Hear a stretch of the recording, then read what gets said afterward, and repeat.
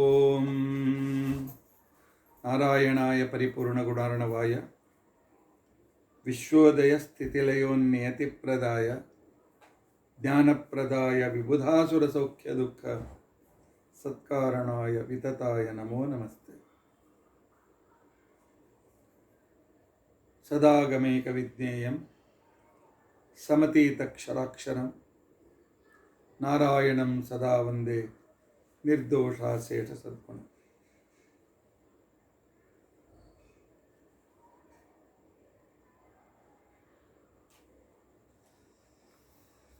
ಅಭ್ರಮಂ ಭಂಗರಹಿತಂ ಅಜಡಂ ವಿಮಲಂ ಸದಾ ಆನಂದತೀರ್ಥಮತುಲಂ ಭಜೆ ತಾಪತ್ರಯಾಪ. ಭವತಿ ಯದನುಭಾವಾದೇಡಮೂಕೋಪಿ ವಾಗ್ಮಿ ಜಡಮತಿರಪಿ ಜಂತುರ್ಜಾಯತೆ ಪ್ರಜ್ಞಮೌಲಿಃ. ಸಕಲ ವಚನಚೇತೋ ದೇವತಾ ಭಾರತೀ ಸಾ ಮಮ ವಚಸಿ ನಿಧತ್ತಾಂ ಸನ್ನಿಧಿಂ ಮಾನತೆ. ಅಸ್ಮದ್ಗುರು ಸಮಾರಂಭಾಂ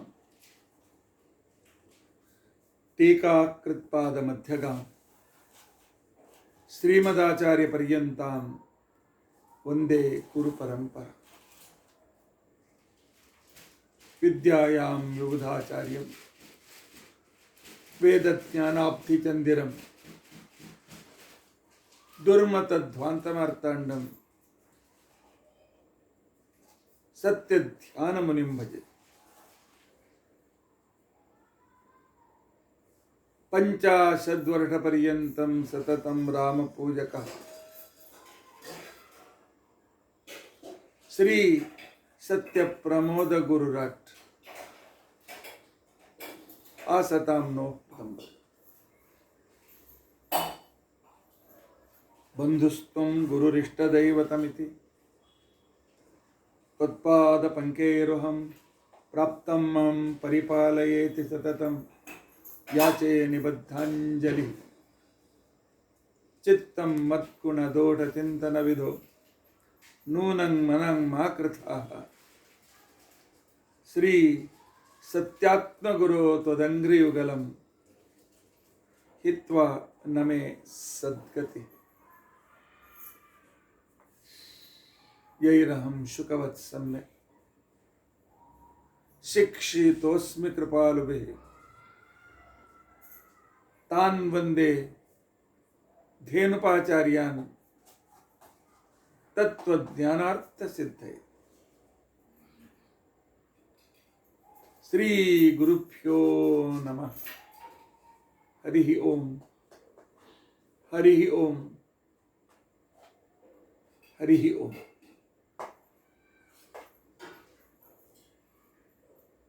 ಸ್ವಸ್ತಿಸ್ತು ಅಸೇಢಸನ್ಮಂಗಲಾನಿ ಸಂತು. ಶ್ಲೋಕೇಕ ಶ್ರವಣಪಠನ ಮಾತ್ರೇಣ ವಕ್ತುಶ್ಚ ಶ್ರೋತॄಣಾಂ ನಿಖಿಲ ಕಲಿಕೃತ ಕಲ್ಮಷಾಪನೋದನ ಪಟುತರೆ ಧರ್ಮಾದ್ಯಖಿಲ ಪುರುಷಾರ್ಥ ಸಾಧನೀಭೂತೆ. ಅದ್ಯ ವಿಷ್ಣು ತತ್ವ ನಿರ್ಣಯ ವಿವರಣಾರಂಭೆ ಸತಿ ಕಿಂಚಿತ್ ಪೂರ್ವಕಥಾನುವಾದ. ಹರಿ ಓಂ ಹರಿ ಓಂ ಹರಿ ಓಂ.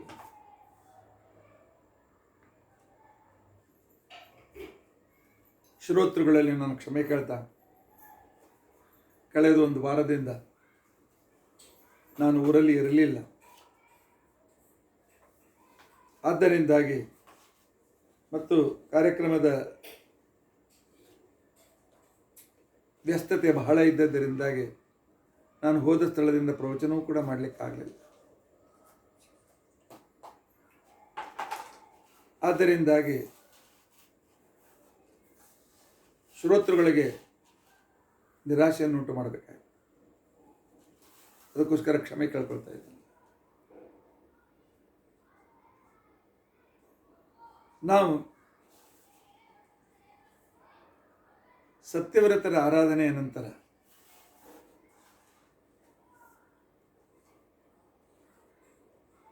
ಪ್ರವಚನ ಮಾಲಿಕೆ ಪುನಃ ಬಂದಿರಲಿಲ್ಲ.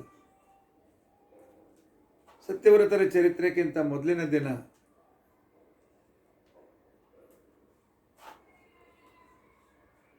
ಶ್ರೀಮದಾಚಾರ್ಯರು ಅಪೌರುಷೇಯವಾದ ವಾಕ್ಯವನ್ನು ನಂಬಲೇಬೇಕು. ಇಲ್ಲದೇ ಇದ್ದರೆ ಲೇಖಕನ ದೋಷಗಳಿಂದ ಆ ಗ್ರಂಥಗಳು ಅಪ್ರಾಮಾಣಿಕವಾಗ್ತದೆ. ಎಲ್ಲರಿಗೂ ಸಮ್ಮತವಾಗಿರ್ತಕ್ಕಂಥ ಒಬ್ಬ ಲೇಖಕ ಒಬ್ಬ ಆಪ್ತ ವ್ಯಕ್ತಿ ವ್ಯವಹಾರದಲ್ಲಿ ಗ್ರಹಣ ಮಾಡಲಿಕ್ಕೆ ಸಾಧ್ಯವೂ ಕೂಡ ಇಲ್ಲ. ಸಾಧ್ಯ ಇಲ್ಲ ಅಂತದ ಅಪೌರುಷೇಯ ಅಲ್ಲ, ಅಪೌರುಷೇಯ ಅಂತ ತಿಳ್ಕೊಂಡಂತೇಳಿ ವೇದ ಸ್ವತಃ ತಾನೇ ಹೇಳಿಕೊಂಡಿದೆ. ನಂತರ ಬಂದ ಗ್ರಂಥಗಳು ಕೂಡ ವೇದ ಅಪೌರುಷೇಯ ಅಂತ ಹೇಳ್ತಾ ಬಂದಿವೆ. ವೇದಗಳನ್ನು ಕಂಡ ಋಷಿಗಳೂ ಕೂಡ ನಾವು ಇದು ರಚನೆ ಮಾಡಿದ್ದಲ್ಲ,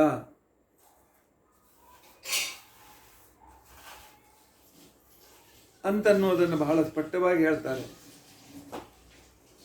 ನಾವು ಧ್ಯಾನಾವಸ್ಥೆಯಲ್ಲಿ ಇರ್ತಕ್ಕಂಥ ಸಂದರ್ಭದಲ್ಲಿ ನಮ್ಮ ಸತತ ವೇದಾಧ್ಯಯನದಿಂದ ಅದರ ರಹಸ್ಯ ರೂಪವಾದಂಥ ಆ ಯಾವ ಮಹಿಮೆಯ ಕಡೆಗೆ ನಾವು ಲಕ್ಷ್ಯ ಕೊಟ್ಟಿದ್ದು, ಆ ಮಹಿಮಾದ್ಯೋತಕವಾಗಿರ್ತಕ್ಕಂಥ ಹಿಂದೆ ಹಯಗ್ರೀವ ದೇವರಿಂದ ಶ್ರವಣ ಮಾಡಿ ಬ್ರಹ್ಮದೇವರು ಯಾವ ಮಂತ್ರಗಳನ್ನು ಪ್ರತ್ಯಕ್ಷೀಕರಿಸಿಕೊಂಡರೋ, ಯಾವುದನ್ನು ನಂತರ ವಾಯುದೇವರು ಇತ್ಯಾದಿಗಳು ಪ್ರತ್ಯಕ್ಷೀಕರಿಸಿಕೊಂಡಿದ್ದರೋ ಅದೇ ವೇದವನ್ನು ನಮಗೆ ಪ್ರತ್ಯಕ್ಷವಾಗಿದೆ ಅಂತ ಅವರೆಲ್ಲರೂ ಹೇಳ್ತಾ ಬಂದದ್ದರಿಂದಾಗಿ ವೇದ ಯಾರೋ ಬರೆದಿದ್ದಾರೆ ಅಂತ ತಿಳ್ಕೊಂಡಂತನ್ನೋದು ಇದು ಸರಿಯಾಗಿರ್ತಕ್ಕಂಥ ಮಾತಲ್ಲ ಅಂತನ್ನೋದು ಅನೇಕ ಯುಕ್ತಿಯಿಂದ ಸಕಲ ಆಕ್ಷೇಪಗಳಿಗೂ ಕೂಡ ಉತ್ತರವನ್ನು ಕೊಡ್ತಾ ಶ್ರೀಮದಾಚಾರ್ಯರು ವೇದಗಳು ಅಪೌರುಷೇಯ, ಇದರ ಕರ್ತ ಅಪ್ರಸಿದ್ಧನಾಗಿದ್ದಾನೆ, ಪರಂಪರೆಯಿಂದಲೂ ಕೂಡ ಕರ್ತ ಅಪ್ರಸಿದ್ಧನಾಗಿದ್ದಾನೆ ಅಂತ ಹೇಳ್ತಾ ಬಂದಿದ್ದಾರೆ.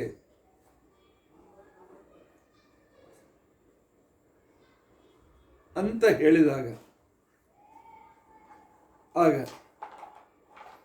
ನೈಯಾಯಿಕರು ಹೇಳ್ತಾರೆ, ವಾಕ್ಯದ ಮೇಲೆ ನಾವು ವಿಶ್ವಾಸವಿಡಬೇಕಾಗಿದ್ದರೆ ಅಥವಾ ಯಾವುದಾದರೂ ಒಂದು ವಸ್ತು ಪ್ರಮಾಣ ಅಂತ ಹೇಳಬೇಕಾಗಿದ್ದರೆ ಅದಕ್ಕೆ ಸಜಾತೀಯವಾದ ಸಂವಾದವಾದರೂ ಬೇಕು, ಇಲ್ಲ ವಿಜಾತೀಯವಾದ ಸಂವಾದರೂ ಆದರೂ ಬೇಕು ಅಂತನ್ನುವ ವಾದವನ್ನು ಮುಂದಿಡ್ತಾರೆ. ಅವರ ವಾದ ಹೇಗಿದೆ ಅಂತ ತಿಳ್ಕೊಂಡಂತಂದರೆ, ಒಬ್ಬ ಹೇಳಿದ ಮಾತು, ಯಾಕೆ ಇದು ವಾಕ್ಯ ಇದೆ, ಇದು ಪರಮಾತ್ಮನಿಂದ ಬ್ರಹ್ಮದೇವರು ಕೇಳಿದ್ದಾರೆ, ಬಂದವರು ಹೇಳ್ತಾ ಬಂದಿದ್ದಾರೆ. ಹಾಗಾದರೆ ಆ ವೇದ ಪ್ರಮಾಣ ಏನು? ವೇದ ಪ್ರಮಾಣ ಆಗಬೇಕಾಗಿದ್ದರೆ ಅದರ ಪ್ರಾಮಾಣ್ಯವನ್ನು ಹೇಳ್ತಕ್ಕಂಥ ಯಾವುದಾದ್ರೂ ಒಂದು ಪ್ರಮಾಣ ಬೇಕಲ್ಲ. ವೇದ ಪ್ರಮಾಣ ಅಂತನೂ ಹೇಳೋಕ್ಕೆ ಒಂದು ಪ್ರಮಾಣ ಬೇಕಲ್ಲ. ಹೇಗೆಂದರೆ ಒಬ್ಬನ ಮಾತು ಒಬ್ಬ ಹೇಳ್ತಾನೆ, ಏನು ಅಂತ ತಿಳ್ಕೊಂಡಂತಂದರೆ ಇದು ಸರೋವರ ಅಂತ ತಿಳ್ಕೊಂಡಂತೇಳಿ ಅವನು ನೋಡಿ ತನ್ನ ಶಿಷ್ಯರಿಗೆ ಇದು ಸರೋವರ ಅಂತ ಹೇಳ್ತಾನೆ. ಶಿಷ್ಯರು ಕೇಳ್ತಾರೆ, ಇದು ಸರೋವರ ಅಂತಂತೀರಿ, ಇದಕ್ಕೆ ಪ್ರಮಾಣ ಏನು ಅಂತ ತಿಳ್ಕೊಂಡಂತೇಳಿ. ಹಾಗೆ ಗುರು ಹೇಳ್ತಾನೆ, ಸ್ವಲ್ಪ ನಿಲ್ರಿ, ನೋಡಿ ಜನ ಕೊಡ ಹಿಡ್ಕೊಂಡು ಬರ್ತಾ ಇದ್ದಾರೆ, ಅದನ್ನು ತುಂಬಿಸ್ಕೊಂಡು ತಲೆ ಮೇಲೆ ಇಟ್ಕೊಂಡು ಹೋಗ್ತಾ ಇದ್ದಾರೆ. ಆದ್ದರಿಂದಾಗಿ ಜನರು ಜಲಸ್ಥಳ ನೀರಿನ ಸಲುವಾಗಿ ಅಲ್ಲಿ ಹೋಗಿ ನೀರು ತೆಗೆದುಕೊಂಡು ಬರ್ತಾ ಇದ್ದಾರೆ ಅಂತನ್ನುವ ಒಂದು ಸಜಾತೀಯದ ಸಂವಾದವಿದೆ. ಇದಕ್ಕೆ ಒಂದು ಸಂವಾದ ಅಂತ ತಿಳ್ಕೊಂಡಂತ ಆ ರೀತಿಯಾದ ಪ್ರಮಾಣ ನಮಗೆ ಕಾಣಿಸ್ತಾ ಇದೆ. ಆದ್ದರಿಂದ ನಾನು ಸರೋವರ ಅಂತ ತಿಳಿದುಕೊಂಡದ್ದು, ನಾನು ಸರೋವರ ಅಂತ ನಿಮಗೆ ಹೇಳಿದ್ದು ಪ್ರಮಾಣ. ಹಾಗಾದರೆ ಸಂವಾದ ಅಂತಂದ್ರೆ ಏನು? ಒಬ್ಬ ವ್ಯಕ್ತಿಯನ್ನು ನೋಡಿದ್ದನ್ನು ಅದೇ ರೀತಿಯಾಗಿ ಇನ್ನೊಬ್ಬನು ನೋಡುವುದು. ನಾರಾಯಣರು ಹೇಳ್ತಾರೆ, ಏನಪ್ಪ ಈ ಆಚಾರ್ಯರು ಬಹಳ ಬುದ್ಧಿವಂತರು ಅಂತ ತಿಳ್ಕೊಂಡಂತೇಳಿ. ಆಗ ಶಿಷ್ಯ ಅಂತಾನೆ ಇದನ್ನ ನಾರಾಯಣ ಹೇಳ್ತಾರೆ ಅಂತ ಯಾಕೆ ನಂಬಬೇಕು? ಇಲ್ಲಪ್ಪ, ಗುರುರಾಜರಾಯರು ಹೇಳ್ತಾರೋ ಇವರು ಆಚಾರ್ಯ ಬುದ್ಧಿವಂತರು, ಇವ್ರು ಪಂಡಿತರು ಅಂತ ತಿಳ್ಕೊಂಡು ಹೇಳಿ ಅವ್ರು ಹೇಳಿದ್ದನ್ನು ಇನ್ನೊಬ್ರು ಹೇಳ್ತಾರೆ. ಅಂದರೆ ಇಬ್ಬರು ಇವರನ್ನು ವಿದ್ವಾಂಸರು ಅಂತ ತಿಳ್ಕೊಂಡು ಅಂತೇಳಿ ತಿಳಿದುಕೊಂಡಿದ್ದಾರೆ, ಅರ್ಥ ಮಾಡಿಕೊಂಡಿದ್ದಾರೆ ಅಂತಂದಮೇಲೆ ಇವರು ವಿದ್ವಾಂಸರು ಅಂತ ಅನ್ನೋದಕ್ಕೆ ಪ್ರಮಾಣ ಇದೆ. ಇಬ್ಬರು ಸಮಾನ ವ್ಯಕ್ತಿ, ಇದಕ್ಕೆ ಸಜಾತಿಯ ಸಂವಾದ ಅಂತ ಕರೀತಾರೆ. ಒಂದನ್ನು ಇದೇ ರೀತಿಯ ನುಡಿದ ವ್ಯಕ್ತಿಗಳು ಅನೇಕ ಜನರು ಸಿಕ್ಕಾಗ ಆವಾಗ ಇದು ಪ್ರಮಾಣ ಅಂತ ತಿಳ್ಕೊಂಡಂತೇಳಿ ಮನುಷ್ಯನಿಗೆ ಅನ್ನಿಸ್ತದೆ. ಯಾಕೆಂತ ತಿಳ್ಕೊಂಡಂತಂದರೆ 4 ಜನರು ಹೇಳ್ತಕ್ಕಂಥದ್ದು ಒಂದೇ ರೀತಿಯಾಗಿ ಹೇಳಿದಾಗ ಹೌದು ಅಂತ ತಿಳ್ಕೊಂಡಂತ ಅನ್ಬೇಕಾಗ್ತದೆ. ಆದರೆ ಕೆಲವು ಸಲ ಈ ಸಂವಾದವು ಕೂಡ ಉಪಯೋಗ ಬೀಳೋದಿಲ್ಲ. ಅದನ್ನ ನಂತರ ಹೇಳ್ತಾನೆ. ಇನ್ನು ವಿಜಾತಿಯ ಸಂವಾದ. ವಿಜಾತಿಯ ಸಂವಾದ ಹೇಗೆ? ಏನಪ್ಪ, ಈ ಆಚಾರ್ಯರು ವಿದ್ವಾಂಸರಾಗಿದ್ದಾರೆ. ಯಾಕೆ? ಇವರು ಆಚಾರ್ಯರು ನನ್ನ ಸಮಾನ ವಯಸ್ಕರು, ನಾವಿಬ್ಬರು ಒಂದೇ ಜೊತೆಯಲ್ಲಿ ಶಾಲೆಯಲ್ಲಿದ್ದೆವು. ನಂತರ ಇವರು ಶಾಲೆ ಬಿಟ್ಟು ಗುರುಕುಲಕ್ಕೆ ಹೋದರು. 14 ವರ್ಷ ಕಲಿತ ಮೇಲೆ ಅನೇಕ ಪರೀಕ್ಷೆಗಳ ಪಾಸಾಗಿದ್ದು, ತಾನಂತರ ಒಂದು ಕಡೆಯಲ್ಲಿ ಒಳ್ಳೆ ರೀತಿಯಾಗಿರ್ತಕ್ಕಂಥ ಕೆಲಸವೂ ಸಿಕ್ತು, ಪಾಠ ಪ್ರವಚನವೂ ಕೂಡ ಮಾಡ್ತಾರೆ. ಆದ್ದರಿಂದಾಗಿ ಇವರು ಗುರುಕುಲಕ್ಕೆ ಹೋಗಿದ್ದು, ಅಲ್ಲಿ ಕಲಿತದ್ದರಿಂದಾಗಿ ಇವರು ವಿದ್ವಾಂಸರು ಅಂತ ಅನ್ನೋದಕ್ಕೆ ಪ್ರಮಾಣ. ಇವರು ಆಚಾರ್ಯರು ವಿದ್ವಾಂಸರು ಏಕೆ? ಗುರುಕುಲದಲ್ಲಿ ಸುಧಾಮಂಗಳ ಮಾಡಿದ್ದಾರೆ. ಆದ್ದರಿಂದಾಗಿ ಇವರು ವಿದ್ವಾಂಸರು ಅಂತ ತಿಳ್ಕೊಂಡಂತ ಹೇಳಿ ನಾವು ನಂಬ್ತೇವೆ. ಇದಕ್ಕೆ ವಿಜಾತಿಯ ಸಂವಾದ ಅಂತ ಕರೀತಾರೆ. ಆದ್ದರಿಂದಾಗಿ ಯಾವುದಾದರೂ ವಾಕ್ಯ ಪ್ರಮಾಣ ಅಂತ ಅನಿಸ್ಕೊಳ್ಬೇಕಾಗಿದ್ದರೆ ಸಜಾತಿಯ ಸಂವಾದವೂ ಬೇಕು, ವಿಜಾತಿಯ ಸಂವಾದವೂ ಕೂಡ ಬೇಕು. ನಿಮ್ಮ ವೇದಕ್ಕೆ ವೇದ ಪ್ರಮಾಣ ಅಂತ ಅನ್ನಲಿಕ್ಕೆ ಸಜಾತಿಯ ಸಂವಾದ ಇಲ್ಲ. ಯಾಕೆ? ನೀವೇನು ಹೇಳ್ತೀರಿ? ಸಜಾತಿಯ ಪ್ರಮಾಣ ಸಾಧನಗಳು ಯಾವುದು? ಪ್ರತ್ಯಕ್ಷ, ಅನುಮಾನ, ಆಗಮ. ವೇದ ಇದು ಆಗಮ. ಇದು ಪ್ರಮಾಣ ಅಂತ ಅನ್ಬೇಕಾಗಿದ್ದರೆ, ಅಥವಾ ಇಲ್ಲಿ ವೇದದಲ್ಲಿ ಹೇಳ್ತಕ್ಕಂಥ ಜ್ಞಾನ ಭಗವಂತನ ಬಗ್ಗೆ ಮತ್ತು ಪಾಪ ಪುಣ್ಯದ ಬಗ್ಗೆ ನಿಂತುಕೊಂಡು ಹೇಳ್ತಾ ಇಲ್ಲ. ಇದಕ್ಕೆ ಅದು ಮುಖ್ಯವಾಗಿ ಪರಮಾತ್ಮನ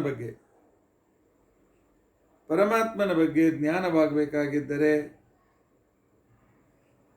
ಅದು ವೇದದಿಂದಲೇ ಸಾಧ್ಯ ಅಂತ ತಿಳ್ಕೊಂಡಂತ ಹೇಳಿ. ಪರಮಾತ್ಮ ಸರ್ವೋತ್ತಮ ಅಂತಿಕೊಂಡಂತನ್ನೋದು ನಿರ್ಣಯ ಆಗೋದು ವೇದದಿಂದ. ಆದರೆ ವೇದ ಮೊದಲು ಪ್ರಮಾಣ ಅಂತ ಸಿದ್ಧ ಆಗಬೇಕಲ್ಲ. ವೇದೈಕ ವೇದ್ಯ ಪರಮಾತ್ಮ ಅಂತ ತಿಳ್ಕೊಂಡಂತಂದ್ರೆ ಈ ಪರಮಾತ್ಮ ಬೇರೆ ಪ್ರಮಾಣಗಳಿಂದ ಅಗಮ್ಯ ಅಂತ ತಿಳ್ಕೊಂಡಂತ ಹೇಳಿ ನಿಮ್ಮ ವೇದವೇ ಅನೇಕ ಕಡೆ ಹೇಳ್ತದೆ. ನೇಂದ್ರಿಯಾಣೇನ ಅನುಮಾನಂ ವೇದಾಹ್ಯೇವೇನಂ ವೇದಯಂತಿ. ಇಂದ್ರಿಯನು ಪರಮಾತ್ಮನನ್ನು ಸರಿಯಾಗಿ ತಿಳಿಸಿಕೊಡಲಿಕ್ಕೆ ಸಮರ್ಥವಾಗುವುದಿಲ್ಲ, ಅನುಮಾನವೂ ಸಮರ್ಥವಾಗುವುದಿಲ್ಲ. ವೇದಗಳೇ ಮಾತ್ರ ಪರಮಾತ್ಮನನ್ನು ಹೇಳುತ್ತವೆ ಅಂತ ತಿಳ್ಕೊಂಡಂತಂದಮೇಲೆ ವೇದ ಬಿಟ್ಟು ಸಮಾನವಾದಂಥ ಬೇರೆ ಪ್ರಮಾಣ ಒಪ್ಪಲೇ ಇಲ್ಲ ನೀವು. ಆದ್ದರಿಂದಾಗಿ ಈ ವೇದ ಹೇಳಿದ್ದು ಪ್ರಮಾಣ ಅಂತ ಅನ್ನೋದಕ್ಕೋಸ್ಕರ ಸಜಾತಿಯ ಸಂವಾದ ಇಲ್ಲ. ವೇದದಲ್ಲಿ ಹೇಳಿದ್ದು ಪ್ರಮಾಣ ಅಂತ ಅನ್ನೋದಕ್ಕೋಸ್ಕರ ಮತ್ತು ಬೇರೆ ಪ್ರಮಾಣಗಳು ಏಕೆ? ಇವರು ಪಂಡಿತರು ಅಂತ ಹೇಳಲಿಕ್ಕೆ 4 ಮಂದಿ ಒಬ್ಬರು ಇವರು ಹೇಳ್ತಾರೆ, ಅವರು ಹೇಳ್ತಾರೆ, ಇವರು ಹೇಳ್ತಾರೆ. ಅದೇ ರೀತಿಯಾಗಿ ವೈದಿಕ ವೇದ್ಯನಾದ ಪರಮಾತ್ಮನ ವಿಷಯದಲ್ಲಿ ಪ್ರಮಾಣ ಅಂತ ಅನ್ಬೇಕಾಗಿದ್ದರೆ ವೇದ ಬಿಟ್ಟು ಬೇರೆ ಏನೂ ಇಲ್ಲೇ ಇಲ್ಲ. ವೇದಕ್ಕೆ ಸಜಾತೀಯವಾಗಿರ್ತಕ್ಕಂಥದ್ದು ಬೇರೆ ವಸ್ತುಗಳಿಲ್ಲ.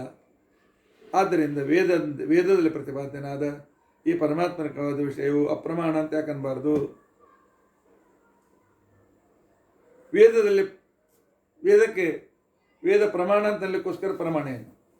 ಯಾಕೆ ವೇದದ ಬಗ್ಗೆ ನೀವು ಹೇಳ್ತೀರಿ ಇದು ಅನುಮಾನ ಪ್ರತ್ಯಕ್ಷದ ಗಮ್ಯ ಅಂತ ಅಲ್ಲ ಅಂತ ಕೊಡ್ತಾರೆ. ಸರಿ, ವಿಜಾತೀಯ ಸಂವಾದ ಅಂತ ತಿಳ್ಕೊಂಡಂತಂದ್ರೆ ಹೇಗೆ ಅಂತ ತಿಳ್ಕೊಂಡಂತಂದ್ರೆ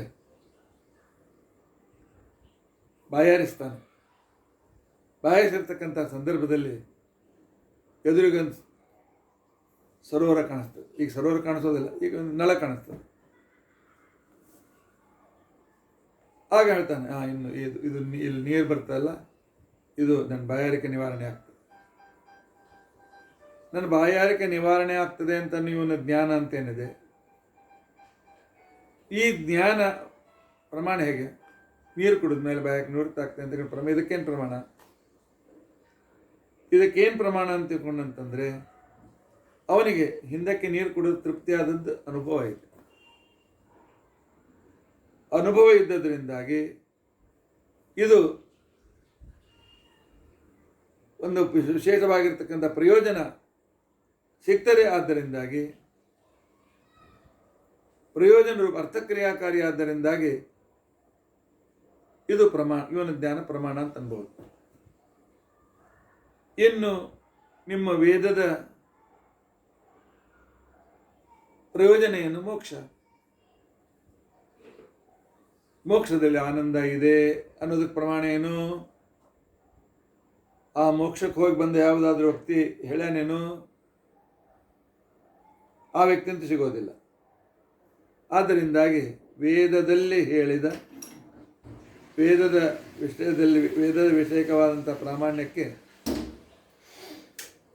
ಸಜಾತೀಯ ಸಂವಾದವೂ ಇಲ್ಲ, ವಿಜಾತೀಯ ಸಂವಾದವೂ ಕೂಡ ಇಲ್ಲ. ಹಾಗಾದರೆ ನೈಯಾಯಿಕರು ನೀವು ವೇದ ಪ್ರಮಾಣ ಅಂತ ಒಪ್ತಿರಲ್ಲ? ಹೌದು. ಯಾವಾಗ ಸಂವಾದ ಕೂಡೋದಿಲ್ಲ ಆವಾಗ ಆಪ್ತನು ಹೇಳಿದ್ದನ್ನು ನಾವು ಒಪ್ತೇವೆ. ಆಪ್ತೋಕ್ತತ್ವಾತ್ ವೇದಾಹ ಪ್ರಮಾಣ, ವೇದಗಳು ಪ್ರಮಾಣಗಳು. ಯಾಕೆ ಆಪ್ತರಾದ ಬ್ರಹ್ಮದೇವರು ನಾನು ಹೇಗ್ರಿಯವ ದೇವರ ಮುಖದಿಂದ ಇದನ್ನು ಕೇಳಿದ್ದೇನೆ ಅಂತ ತಿಳ್ಕೊಂಡಂತ ಹೇಳಿದ್ದಾರೆ. ಹೇಗೆ ತಂದೆಗೆ ಮಗ ಉಪದೇಶ ಮಾಡಿದಂತೆ ಪರಮಾತ್ಮ ಬ್ರಹ್ಮದೇವರಿಗೆ ಉಪದೇಶ ಮಾಡಿದ್ದಾನೆ. ಈ ರೀತಿಯಾದಂಥ ಒಂದು ಪ್ರಮಾಣ ನಮ್ಮ ಎದುರಿಗಿರೋದ್ರಿಂದ ಆಪ್ತೋಕ್ತತ್ವ ಇದ್ದುದರಿಂದಲೇ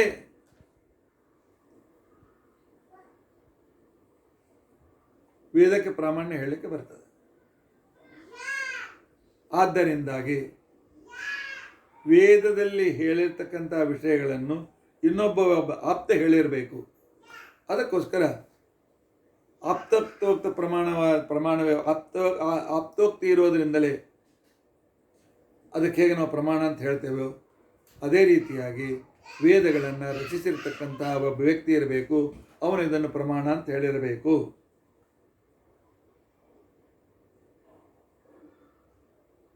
ಆದ್ದರಿಂದಾಗಿ ವೇದ ಅಪೌರುಷಯ ಅಂತ ಹೇಳಲಿಕ್ಕಾಗೋದಿಲ್ಲ. ವೇದ ಅಪೌರುಷಯ ಅಂತ ಹೇಳಿದರೆ ಆ ಕಾಲಕ್ಕೆ ಆವಾಗ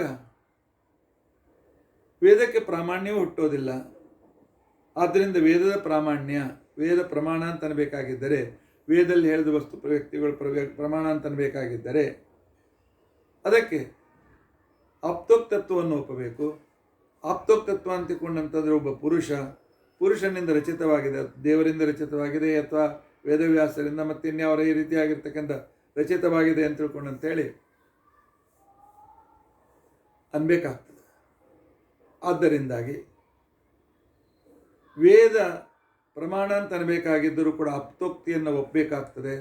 ಆಪ್ತೋಕ್ತತ್ವ ಒಪ್ಪಬೇಕಾಗಿದ್ದರೆ ವೇದವನ್ನು ಪೌರುಷಯ ಅಂತ ಹೇಳಬೇಕಾಗ್ತದೆ ಹೊರತು ಅಪೌರುಷಯ ಅಂತ ಹೇಳಲಿಕ್ಕಾಗೋದಿಲ್ಲ. ಅಪೌರುಷಯ ಅಂತ ತಿಳ್ಕೊಂಡಂತ ಹೇಳಿದರೆ ಅದರ ಪ್ರಾಮಾಣ್ಯದ ವಿಷಯದಲ್ಲಿ ಸಂವಾದವೂ ಇಲ್ಲ, ಆಪ್ತೋಕ್ತತ್ವವೂ ಇಲ್ಲ ಅಂತ ತಿಳ್ಕೊಂಡಂತಂದ ಮೇಲೆ ವೇದ ಇದು ಪ್ರಮಾಣ ಅಂತ ಯಾಕೆ ಒಪ್ಪಬೇಕು? ವೇದದಲ್ಲಿ ಹೇಳಿದ್ದು ಅತಿ ಪ್ರಾಮಾಣಿಕ ಅಂತ ಅನ್ನೋದನ್ನು ಏಕೆ ನಾವು ಒಪ್ಪಬೇಕು? ಅರ್ಥ ಆಯ್ತಲ್ಲ? ವೇದದಿಂದ ಪರಮಾತ್ಮ ಸರ್ವೋತ್ತಮನಾಗಿಕೊಂಡು ನೀವು ಸಾಧನೆ ಮಾಡಲಿಕ್ಕೆ ಹೊರಟಿದ್ದೀರಿ. ಆದರೆ ವೇದದಲ್ಲಿ ಹೇಳಿದ್ದು ಪ್ರಮಾಣ ಅಂತ ಅನ್ನೋದಕ್ಕೋಸ್ಕರ ಇನ್ನೊಂದು ಪ್ರಮಾಣ ನಮಗೆ ಹೇಳಿ, ಒಬ್ಬ ಇನ್ನೊಬ್ಬ ಆಪ್ತ ಇದು ಹೇಳಿದ್ದಾನೆ ಅಂತಕೊಂಡು ಹೇಳಿ. ಅದು ನಿಮ್ಮ ಪ್ರಕಾರ ವೇದದಲ್ಲಿ ಹೇಳಿದ ಪರಮಾತ್ಮ ವಿಷಯವಾದ ವಿಚಾರ ವೇದದಲ್ಲೇ ತಿಳಿದುಕೊಳ್ಳಬೇಕು ಹೊರತು ಬೇರೆ ಪ್ರಮಾಣ ಇಲ್ಲ ಅಂತ ನೀವೇ ಬಾಯಿಂದ ಬಿಟ್ಟಿದ್ದು ಹೇಳಿದ್ದೀರಿ. ಅದಕ್ಕೆ ನೀವು ಸಜಾತಿಯ ಸಂವಾದನೂ ಇಲ್ಲ, ವಿಜಾತಿ ಸಂವಾದನೂ ಇಲ್ಲ, ಆಪ್ತೋಕ್ತತ್ವ ಅರ್ಥಕ್ರಿಯಾಕಾರಿತ್ವವೂ ಇಲ್ಲ, ಪ್ರಯೋಜನವೂ ಕೂಡ ಅಸ್ಪಷ್ಟ ಅದ. ಇದನ್ನು ಈ ರೀತಿಯಾಗಿರ್ತಕ್ಕಂಥ ವಿಷಯವನ್ನು ಹೇಳಿದ್ದಾನೆ, ಒಬ್ಬ ವೇದ ರಚನೆ ಮಾಡಿದವನಿದ್ದಾನೆ ಅಂತ ಹೇಳಿದರೆ ಆ ರೀತಿಯಾಗಿರ್ತಕ್ಕಂಥ ಪ್ರಮಾಣವೂ ಕೂಡ ಇಲ್ಲ. ಆದ್ದರಿಂದ ವೇದದ ಪ್ರಾಮಾಣ್ಯವನ್ನು ನೀವು ನಮಗೆ ಹೇಳಲಿಕ್ಕೆ ಆಗೋದಿಲ್ಲ ಅಂತ ವಾದಿಗಳು ವೇದದ ಅಪೌರುಷೇಯತ್ವನಿದ್ದಾಗ ವೇದದ ಅಪ್ರಾಮಾಣ್ಯವನ್ನು ಈ ರೀತಿಯ ಕ್ರಮದಲ್ಲಿ ತಿಳಿಸೋದಕ್ಕೋಸ್ಕರ ಪ್ರಯತ್ನ ಮಾಡ್ತಾರೆ. ಆದ್ದರಿಂದಾಗಿ ವೇದ ಅಪ್ರಮಾಣ, ವೇದ ಪ್ರಮಾಣ ಅಂತ ಒಪ್ಪುವ ಅವಶ್ಯಕತೆ ಇಲ್ಲ. ಆಚಾರ್ಯ ವೇದ ಅಪ್ರಮಾಣ ಪ್ರಾಮಾಣ್ಯ ಇದೆಲ್ಲ ಸರಿ, ಆದರೆ ಇದಕ್ಕೆ ನಮ್ಮ ದೈನಂದಿನ ಸಂದರ್ಭಕ್ಕೆ ಇದರ ಉಪಯೋಗ ಏನಿದೆ? ದೈನಂದಿನ ವ್ಯವಹಾರದಲ್ಲಿ ಇದರ ಉಪಯೋಗ ನಮಗೇನಿದೆ? ಇದು ಬಹಳ ಮಹತ್ವಪೂರ್ಣವಾದ ವಿಚಾರ. ನಾನು ತಿಳಿದುಕೊಂಡದ್ದು ಸರಿಯೇ ಇದನ್ನು ನಾನು ಹೇಗೆ ತಿಳಿದುಕೊಳ್ಬೇಕು? ನಾನು ತಿಳಿದುಕೊಂಡು ಸರಿಯೇ ಅಂತ ಅನ್ನೋದಕ್ಕೋಸ್ಕರ ಇನ್ನೊಂದು ಪ್ರಮಾಣ ಬೇಕು ಅಂತ ತಿಳ್ಕೊಂಡಂತಂದರೆ ಆವಾಗ ಜಗತ್ತಿನಲ್ಲಿ ವ್ಯವಹಾರವೇ ನಿಂತು ಹೋಗ್ತದೆ. ಇಲ್ಲ ಅದಕ್ಕೊಂದು ಪ್ರಮಾಣ ಅಂತ ತಿಳ್ಕೊಂಡಂತ ಹೇಳಲಿಕ್ಕೆ ಹೊರಟ್ರೆ ಅವಾಗೇನಾಗ್ತದೆ? ಅವಾಗ ಅನವಸ್ಥೆ ಬರ್ತದೆ. ಇವಳು ನನ್ನ ಹೆಂಡತಿ ಅಂತ ಅಲ್ಲಿಗೆ ಪ್ರಮಾಣ ಏನು ಅಂತ ತಿಳ್ಕೊಂಡಂತಂದ್ರೆ, ಇಲ್ಲ ಅವರಪ್ಪ ಹೇಳಿದ್ದ ನಾನೇ ಕನ್ಯಾದಾನ ಮಾಡಿದ್ದಾನೆ ಅಂತ ತಿಳ್ಕೊಂಡ. ಅವರಪ್ಪ ಹೇಳಿದ್ದಕ್ಕೆ ಪ್ರಮಾಣ ಏನು? ಇಲ್ಲ ಆ ವ್ಯಕ್ತಿ ಖರೆ ಹೇಳ್ತಾನೆ ಅಂತ ಇನ್ನೊಬ್ಬ ಹೇಳಬೇಕು. ಅವನು ಹೇಳ್ತಾನೆ ಅಂತ ಅನ್ನೋದು, ಅವನು ಹೇಳಿದ್ದಕ್ಕೆ ಅವನು ಸರಿಯಾಗಿ ಹೇಳ್ತಾನೆ ಅಂತ ಅಲ್ಲಿಗೆ ಪ್ರಮಾಣ ಏನು? ಅವನು ಸರಿಯಾಗಿ ಹೇಳ್ತಾನೆ ಅಂತ ಪ್ರಮಾಣ ಏನು?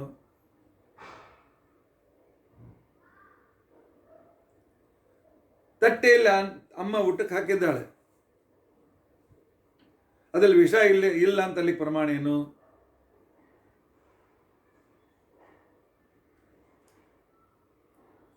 ಅಮ್ಮ ಹೇಳಿದ್ದಕ್ಕೆ ಅವಳು ಸರಿಯಾಗಿ ಹೇಳ್ತಾಳೆ ಅಂತ ಅದಕ್ಕೆ ಪ್ರಮಾಣ ಏನು?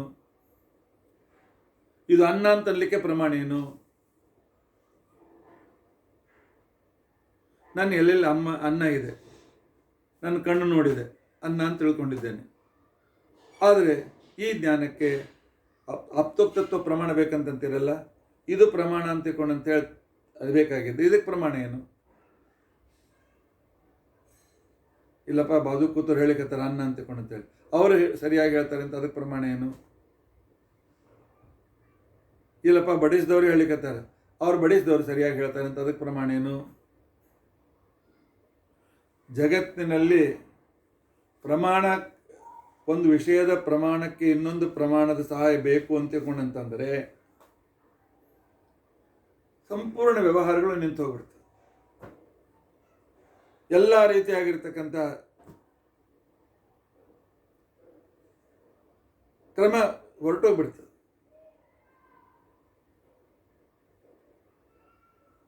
ಅದಕ್ಕೋಸ್ಕರ ಆಚಾರ್ಯ ಹೇಳ್ತಾರೆ, ವೇದ ಪ್ರಮಾಣ ಅಂತ ಅನ್ನುವುದಕ್ಕೋಸ್ಕರ ಬೇರೆ ಪ್ರಮಾಣದ ಅವಶ್ಯಕತೆ ಇಲ್ಲ.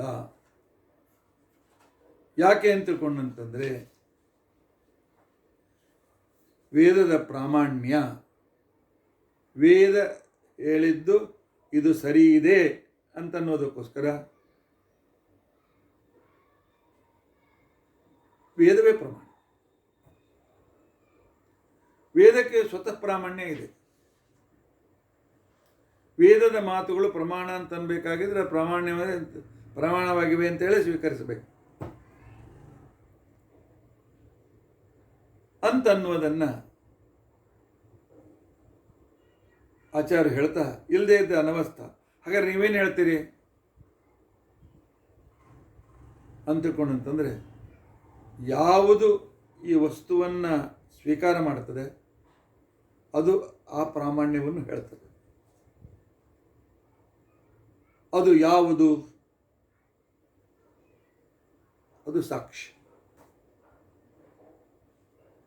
ನನ್ನ ಸಾಕ್ಷಿ ಹೇಳ್ತದೆ, ಎದುರಿಗೆ ನನ್ನ ಕಣ್ಣು ಸರಿಯಾಗಿದೆ, ನನ್ನ ಎದುರಿಗೆ ಕುಳಿತುಕೊಂಡು ನನ್ನ ವಿದ್ಯಾರ್ಥಿ ರೆಕಾರ್ಡ್ ಮಾಡ್ತಾ ಇದ್ದಾನೆ, ಇದಕ್ಕೆ ಪ್ರಮಾಣ ಏನು ಕೇಳಬೇಕಾ? ನನ್ನ ಕಣ್ಣು ನನ್ನ ವಿದ್ಯಾರ್ಥಿ ಕ್ಯಾಮ್ರಾ ನೋಡಿತು, ರೆಕಾರ್ಡ್ ಮಾಡ್ತಾ ಇದ್ದಾನೆ ಅಂತಿಕೊಂಡಂತ ನಾನು ಪ್ರವಚನ ಮಾಡ್ತಾ ಇದ್ದೇನೆ ಅನ್ನೋದಕ್ಕೋಸ್ಕರ ನನ್ನ ಸಾಕ್ಷಿ ಇಂದ್ರಿಯ ಯಾವುದನ್ನು ಸ್ವೀಕಾರ ಮಾಡಿತು ಅದು ಪ್ರಮಾಣವೇ.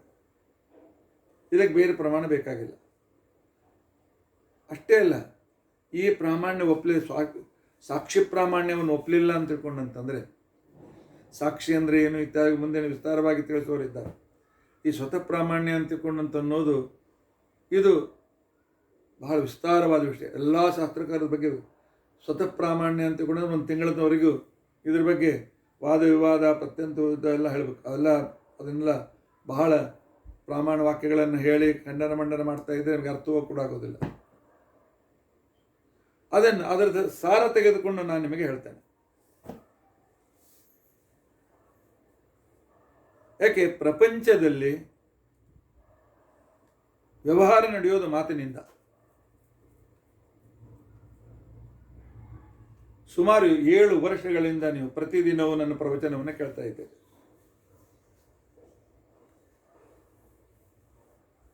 ಎರಡು 2500 ದಿನಗಳಿಂದ ನನ್ನ ಪ್ರವಚನಗಳನ್ನು ಕೇಳ್ತಾ ಇದ್ದೆ. ನೀವು ಕೇಳಿದ್ದೀರಿ ಅಂತ ಅನ್ನೋದಕ್ಕೋಸ್ಕರ ಪ್ರಮಾಣ ಏನು?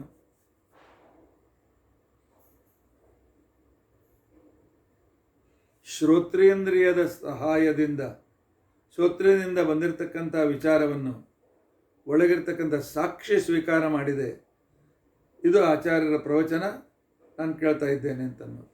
ಇದಕ್ಕೆ ಅದೇ ಪ್ರಮಾಣ. ನಿಮ್ಮ ಅನುಭವಕ್ಕೆ ನೀವೇ ಪ್ರಮಾಣ. ಇಲ್ಲ ಸ್ವತಃ ಪ್ರಾಮಾಣ್ಯ ಅಂತಿಕೊಂಡಂತೇಳಿ ಅನ್ನೋ ಅವಶ್ಯಕತೆ ಯಾಕಿದೆ? ಇಲ್ಲಲ್ಲ. ಯಾಕೆ ತಿಳ್ಕೊಂಡಂತಂದರೆ, ಜ್ಞಾನ ಆಗಬೇಕಾಗಿದ್ದರೆ ಜ್ಞಾನ ಸಾಧನ ಬೇಕು. ಜ್ಞಾನ ಸಾಧನಗಳು ಮನಸ್ಸು, ಇಂದ್ರಿಯ ಮನಸ್ಸು ಇತ್ಯಾದಿಗಳು. ಆದ್ದರಿಂದಾಗಿ ಜ್ಞಾನ ಆಗಬೇಕಾಗಿತ್ತು ಅಂತಿಕೊಂಡಂತಂದರೆ ಜ್ಞಾನ ಸಾಧನದಿಂದ, ಅದು ಸಾಧನ ಅಂತಲಿಕ್ಕೆ ಅದಕ್ಕೆ ಪ್ರಮಾಣ ಏನು? ಅದು ಸರಿಯಾಗಿದೆ ಅಂತ ಪ್ರಮಾಣ ಏನು ಅಂತನ್ನೋ ಪ್ರಶ್ನೆ ಬಂದಾಗ ಆಚಾರ್ಯರು ಆಚಾರ್ಯ ಹೇಳ್ತಾರೆ, ಅದಕ್ಕೆ ಉತ್ತರ ಕೊಡ್ತಾರೆ. ಹೌದಪ್ಪ, ಸಂವಾದ ಬೇಕು ಅಂತಂತೀಯಲ್ಲ, ನಾ ಹೇಳಿದ್ದಕ್ಕೆ ಇನ್ನೊಬ್ಬ ಹೌದು ಅಂತಿಕೊಂಡು ತನ್ಬೇಕು. ಇದೇ ಸಂವಾದ. ಸಂವಾದ ಅಂದ್ರೆ ಏನು? ಇವನು ಹೇಳಿದ್ದು ಸರಿ ಅಂತಿಕೊಂಡಂತೆ ಅವನು ಹೇಳಬೇಕು. ನನಗಾಗುವ ಜ್ಞಾನ ಒಂದು ವೇಳೆ ನನ್ನ ಮನಸ್ಸಿನಿಂದ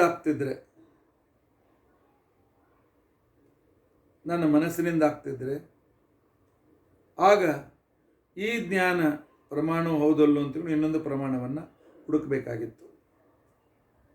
ಆಗ ಪ್ರಾಮಾಣ್ಯ ಇನ್ನೊಂದು ಪ್ರಮಾಣದಿಂದ ಸ್ವೀಕಾರ್ಯವಾಗ್ತಿತ್ತು. ಟೀಕಾಕೃತ್ಪಾದರು ಹೇಳ್ತಾರೆ, ಭವೇತ್ ಏವಂ ಯದಿ ಜ್ಞಾನಂ ಮನಸ ಅವಸೇಯಂ. ಜ್ಞಾನ ಮನಸ್ಸಿನಿಂದ ಆಗ್ತಿದ್ರೆ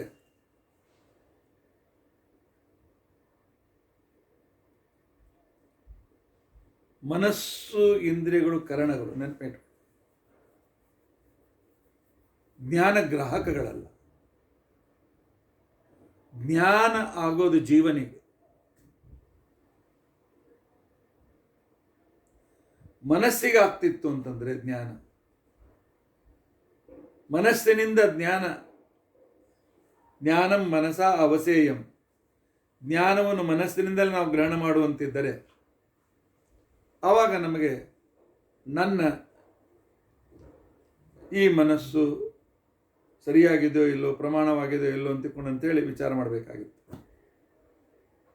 ಇಲ್ಲ, ಜ್ಞಾನ ಅಂತನ್ನೋದು ಸಾಕ್ಷಿ ವೇದ್ಯ.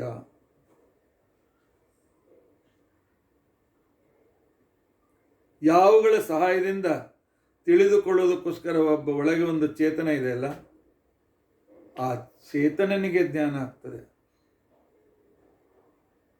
ಆ ಚೇತನನೇ ಆ ವಸ್ತುವನ್ನು ತಿಳಿದುಕೊಳ್ತಾನೆ.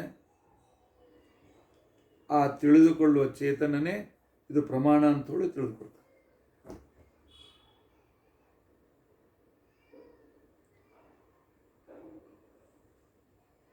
ನಾನು ಪ್ರವಚನ ಮಾಡ್ತಾ ಇದ್ದೇನೆ, ನನ್ನ ಸಾಕ್ಷಿ, ಅದ್ರ ಜೊತೆಗೆ ಪ್ರಮಾಣ, ನಾನು ಪ್ರವಚನ ಮಾಡೋದು ಸರಿ ಅಂತಕೊಂಡು ಸಾಕ್ಷಿನೇ ಅದನ್ನು ಗ್ರಹಣ ಮಾಡ್ತಾರೆ. ಅದಕ್ಕೆ ಬೇರೆ ಜನ ನೀವು ಪ್ರವಚನ ಮಾಡ್ತಾ ಇದ್ದೀರಿ ಆದ್ದರಿಂದ ಪ್ರಮಾಣ ಅಂತಕೊಂಡು ಹೇಳುವ ಅವಶ್ಯಕತೆ ಬೀಳೋದಿಲ್ಲ. ಅದನ್ನು ಮುಂದೆ ನಾವು ವಿಸ್ತಾರವಾಗಿ ಟೀಕಾಕೃತ ಹೇಳ್ತಾರೆ. ಸಾಕ್ಷಿ ವಿದ್ಯೆ ಹೇಗೆ ಅಂತ ಅನ್ನೋದು ಪ್ರಮಾಣ ಕೊಟ್ಟು ಹೇಳ್ತಾರೆ. ಆದ್ದರಿಂದಾಗಿ ಇನ್ನು ಪ್ರತ್ಯಕ್ಷ, ಅನುಮಾನ, ಯಾಕೆ ನೀವು ಸಾಕ್ಷಿಯನ್ನು ಒಪ್ಪಲಿಲ್ಲ ಅಂತಕೊಂಡಂತಂದ್ರೆ, ಅಥವಾ ಆಗಮಗಳನ್ನು ಪ್ರಮಾಣ ಅಂತ ಒಪ್ಪದೇ ಇದ್ರೆ ಆಗ ಅನವಸ್ಥಾ ಬರ್ತದೆ. ಅನವಸ್ಥಾ ಬರ್ತದೆ. ಹೇಗೆ ಅಂತಿಕೊಂಡಂತಂದ್ರೆ, ನಾನು ಗಡಿಗೆಯನ್ನು ನೋಡಿದೆ, ಇದು ಗಡಿಗೆ ಅಂತ ನನಗೆ ಜ್ಞಾನವಾಯಿತು. ಇದು ಗಡಿಗೆ ಅಂತನ್ಲಿಕ್ಕೆ ಪ್ರಮಾಣ ಏನು? ವಿಚಾರ ಮಾಡಿ ನೀವು ಗಡಿಗೆ ಅಂತ ಸ್ವೀಕಾರ ಮಾಡಿದ್ದೀರಾ. ಅವ್ರು ಹೇಳ್ಯಾರ ಅಂತಕೊಂಡು ಇದು ಗಡಿಗೆ ಅಂತಂತೀರಾ.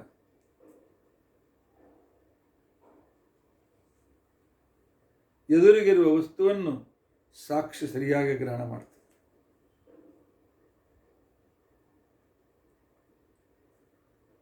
ಅದೇ ರೀತಿಯಾಗಿ ಅನುಮಾನ ಕೂಡ ರೆಫರೆನ್ಸ್ ಪ್ರತ್ಯಕ್ಷ, ಆದರೆ ಅದರ ತಿಳುವಳಿಕೊಳ್ಳೋಕ್ಕೋಸ್ಕರ ಬೇರೆ ರೆಫರೆನ್ಸ್ ಬೇಕಾಗಿದೆ.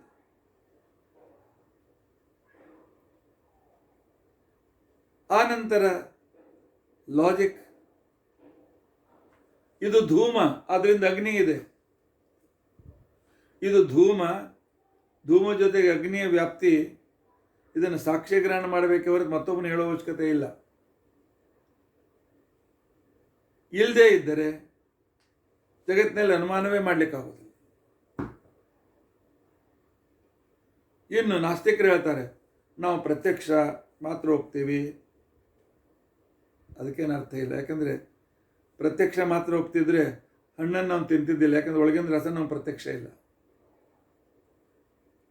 ಕೇವಲ ಅನುಮಾನ ಒಪ್ತೀವಿ ಅಂತ ತಿಳ್ಕೊಂಡಂತಂದರೆ ತರ್ಕ ಬಹಳ ವಿಚಿತ್ರವಾಗಿರ್ತಕ್ಕಂಥ ರೀತಿ ತರ್ಕ. ನಾಳೆ ಬಂದು ನೀನು ಗಂಡಸು, ಆದ್ದರಿಂದ ನಿನ್ನ ಜೊತೆಯಲ್ಲಿ ಇರ್ತಕ್ಕಂಥ ನಿನ್ನ ಹೆಂಡತಿ, ನಾನು ಗಂಡಸು, ಅದರಿಂದ ಇವಳು ನನ್ನ ಹೆಂಡತಿ ಅಂತ ತಿಳ್ಕೊಂಡಂತೇಳಿ ತರ್ಕ ಮಾಡ್ಲಿಕ್ಕೆ ಬರ್ತದೆ.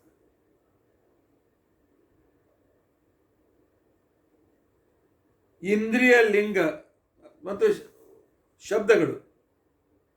ಶಬ್ದಗಳ ಪ್ರಾಮಾಣ್ಯ. ಶಬ್ದಗಳ ಪ್ರಾಮಾಣ್ಯ ಅಂತಿಕೊಂಡಂತಂದ್ರೆ, ಅವನ ತಾಯಿ ಹೇಳ್ತಾಳೆ, ಬಡಿಸಿದ್ದೇನು ಊಟಕ್ಕೆ ಬಾ ಅಂತಕೊಂಡಂತ. ಬಡಿಸಿದ್ದೇನು ಊಟಕ್ಕೆ ಬಾ, ಅಮ್ಮನ ಮಾತನ್ನು ಪ್ರಮಾಣ ಅಂತ ಇಟ್ಕೊಂಡು ನೀನು ಹೋಗಿತ್ತು ತಾಟಿ ಮೇಲೆ ಕೂತ್ಕೊಳ್ತೀವಿ. ನಿಮ್ಮ ಅಮ್ಮ ಹೇಳಿದ್ದಕ್ಕೆ ಸತ್ಯ ಅಂತ ಹೇಳಿ ಪ್ರಮಾಣ ಏನು?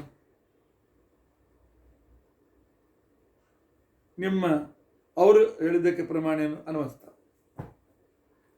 ಇಂದ್ರಿಯ ಲಿಂಗ ಶಬ್ದಾನಂತೂ ಯಾಥಾರ್ಥ ಜ್ಞಾನ ಸಾಧನತ್ವ ಲಕ್ಷಣಂ ಪ್ರಾಮಾಣ್ಯ.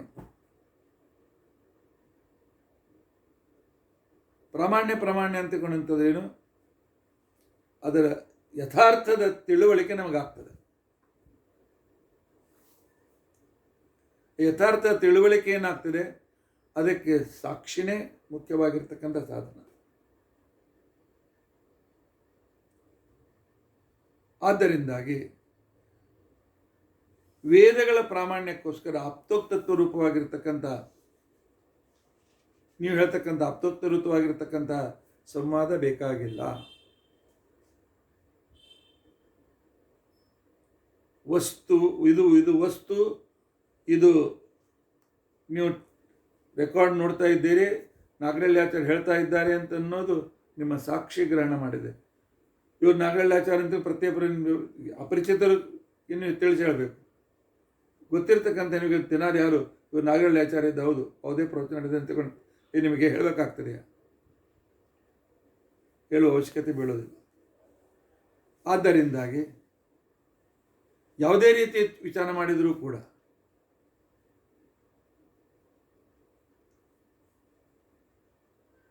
ಪ್ರತ್ಯಕ್ಷವೇ ಇರಲಿ, ಅನುಮಾನವೇ ಇರಲಿ, ಆಗಮವೇ ಇರಲಿ, ಅದನ್ನು ನಾನು ಯಾವಾಗ ತಿಳಿದುಕೊಳ್ತೇನೆ ಅದು ಪ್ರಮಾಣ ಅಂತೇಳಿ ತಿಳಿದುಕೊಳ್ತೇನೆ.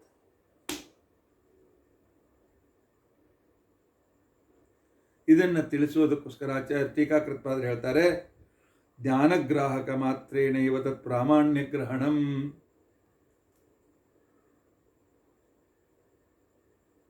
ಯಾವುದು ಜ್ಞಾನವನ್ನು ಸ್ವೀಕಾರ ಮಾಡ್ತದೆ ಆ ಸಾಕ್ಷಿ ಅದರ ಪ್ರಮಾಣವನ್ನು ಸ್ವೀಕಾರ ಮಾಡ್ತದೆ. ಅದಕ್ಕೆ ವಾದ ಕೇಳ್ತಾನೆ, ನೀವು ಹೇಳಿದ್ದು ಸರಿ ಹೇಗೆ? ಇತ್ಯೇತತ್ ಕುತಃ ಅಂತಂದರೆ ಅನ್ಯಥಾ ನಮಸ್ತಾನ. ಇಲ್ಲದೆ ಇದ್ದರೆ ಅದು ಜ್ಞಾನಗ್ರಾಹಕವಾಗಿರ್ತಕ್ಕಂಥ ಸಾಕ್ಷಿ ಅದರ ಪ್ರಾಮಾಣ್ಯವನ್ನು ಗ್ರಹಣ ಮಾಡ್ತದೆ ಅಂತನ್ನೋದನ್ನು ಸ್ವೀಕಾರ ಮಾಡದೇ ಇದ್ದರೆ ಅದು ಪ್ರಮಾಣ ಅಂತಲಿಕ್ಕೆ ಏನು ಪ್ರಮಾಣ? ಅದಕ್ಕೊಂದು ಯಾವುದೋ ಒಂದು ಪ್ರಮಾಣ ಹುಡುಕಬೇಕು. ಅದಕ್ಕೋಸ್ಕರ ಯಾವುದು ಪ್ರಮಾಣ? ಅದೊಂದು ಪ್ರಮಾಣ ಹುಡುಕಬೇಕು. ಕೊನೆಗೆ ಎಲ್ಲರೂ ನಿಲ್ಲಬೇಕಲ್ಲ, ನಿಲ್ಲದೆ ಇದ್ರೆ ಅನವಸ್ಥ ಬರ್ತದೆ. ಅಲ್ಲಿ ಅವರು ಅದಕ್ಕೆ ಪ್ರಮಾಣ ಏನು, ಅದಕ್ಕೆ ಪ್ರಮಾಣ ಅಂತಕೊಂಡು ಆದರೆ ಅಲ್ಲಿ ನಿಲ್ಲೋ ಬದಲಾಗಿ ಇಲ್ಲಿ ಯಾವುದನ್ನು ವಸ್ತುವಿನ ಜ್ಞಾನವನ್ನು ಗ್ರಹಣ ಮಾಡ್ತದೆ ಯಾವುದು ಅದೇ ಅದರ ಪ್ರಾಮಾಣ್ಯವನ್ನು ಕೂಡ ಗ್ರಹಣ ಮಾಡ್ತದೆ. ಇದೇ ಸ್ವತತ್ವ. ಅದಕ್ಕೆ ಅದರ ಪ್ರಾಮಾಣ್ಯ ಗ್ರಹಣ ಮಾಡಲಿಕ್ಕೆ ಬೇರೆಯವರು ಸಹಾಯ ಬೇಕಾಗಿಲ್ಲ.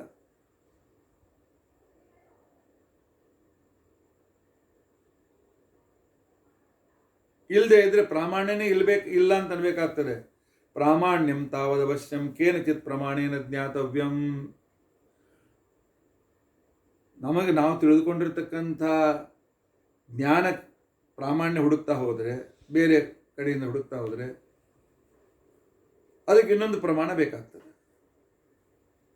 ಅದಕ್ಕೆ ಪ್ರಮಾಣ ಇಲ್ಲ ಅಂತಂದರೆ ಜ್ಞಾನವೇ ಇಲ್ಲ ಅಂತ ಅನ್ಬೇಕಾಗ್ತದೆ. ಇಲ್ಲ ಅದಕ್ಕೆ ಪ್ರಮಾಣ ಏನು ಅಂತ ಹೇಳಿ ಹೇಳ್ಬೇಕಾಗ್ತದೆ. ಆಗಲೇ ಏನಲ್ಲ, ಇವಳು ನನ್ನ ಹೆಂಡತಿ ಅಂತ ನನ್ನ ಧ್ಯಾನಕ್ಕೆ ಬೇರೆ ಪ್ರಮಾಣ ಬೇಕೆ? ಅವ್ರ ಅಣ್ಣ ಹೇಳಿದ್ದಾನೆ, ಅದರಿಂದ ಇವಳು ನಿನ್ನ ಹೆಂಡತಿಯಪ್ಪ ಅಂತ ಅಣ್ಣ ಹೇಳಿದ್ದಾಳೆ, ನನ್ನ ಅಪ್ಪ ಹೇಳಿದ್ದಾನೆ, ನನ್ನ ಅಮ್ಮ ಹೇಳಿದ್ದಾಳೆ, ಅವರಿಗೆ ಇನ್ನೊಬ್ರು ಹೇಳಿದ್ದಾರೆ, ಅವ್ರ ಪ್ರಮಾಣ ಅಂತಲಿಕ್ಕೆ ಏನು ಪ್ರಮಾಣ? ಅವ್ರು ಹೇಳಿದ ಪ್ರಮಾಣ ಏನು? ಅನವಸ್ಥ ಬರ್ತದೆ. ಆದ್ದರಿಂದಾಗಿ ಎಲ್ಲಿಯಾದರೂ ನಿಲ್ಲೇಬೇಕು.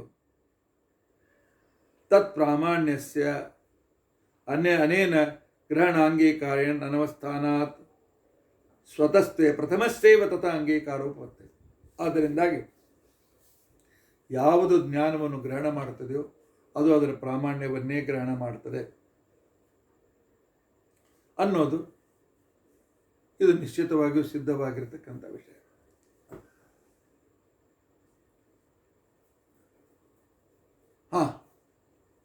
ಕೆಲವು ಸಲ ನಾವು ಪ್ರಮಾಣ ಅಂತ ತಿಳಿದುಕೊಂಡದ್ದು ಆಗಿರೋದಿಲ್ಲ. ನಾನು ನೋಡ್ತೇನೆ, ಥಳಥಳ ಹೊಳಿತಕ್ಕಂಥ ಒಂದು ವಸ್ತು ಇದೆ, ಬೆಳ್ಳಿ ಅಂತ ತಿಳ್ಕೊಂಡಂತೆ ನಾನು ಹೊರಡ್ತೇನೆ.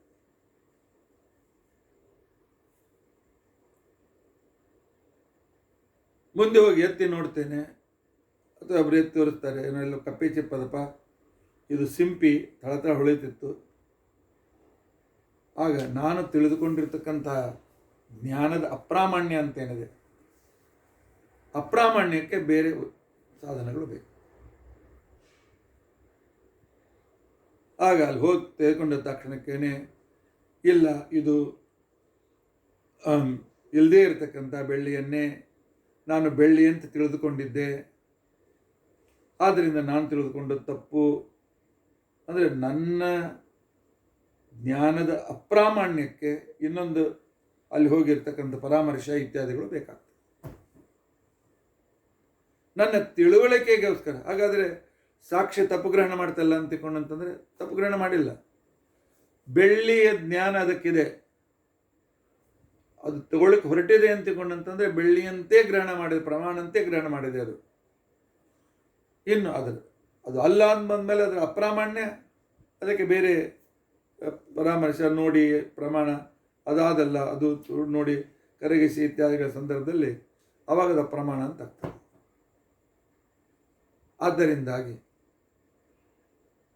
ವಸ್ತುವಿನ ಪ್ರಾಮಾಣ್ಯ ಇದು ಸ್ವತಃ ಗ್ರಹಣ ಮಾಡಬೇಕು.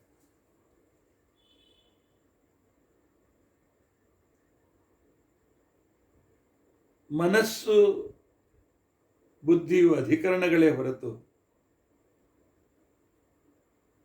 ಇವು ಜ್ಞಾನವನ್ನು ಸ್ವೀಕಾರ ಮಾಡತಕ್ಕಂಥವುಗಳಲ್ಲ.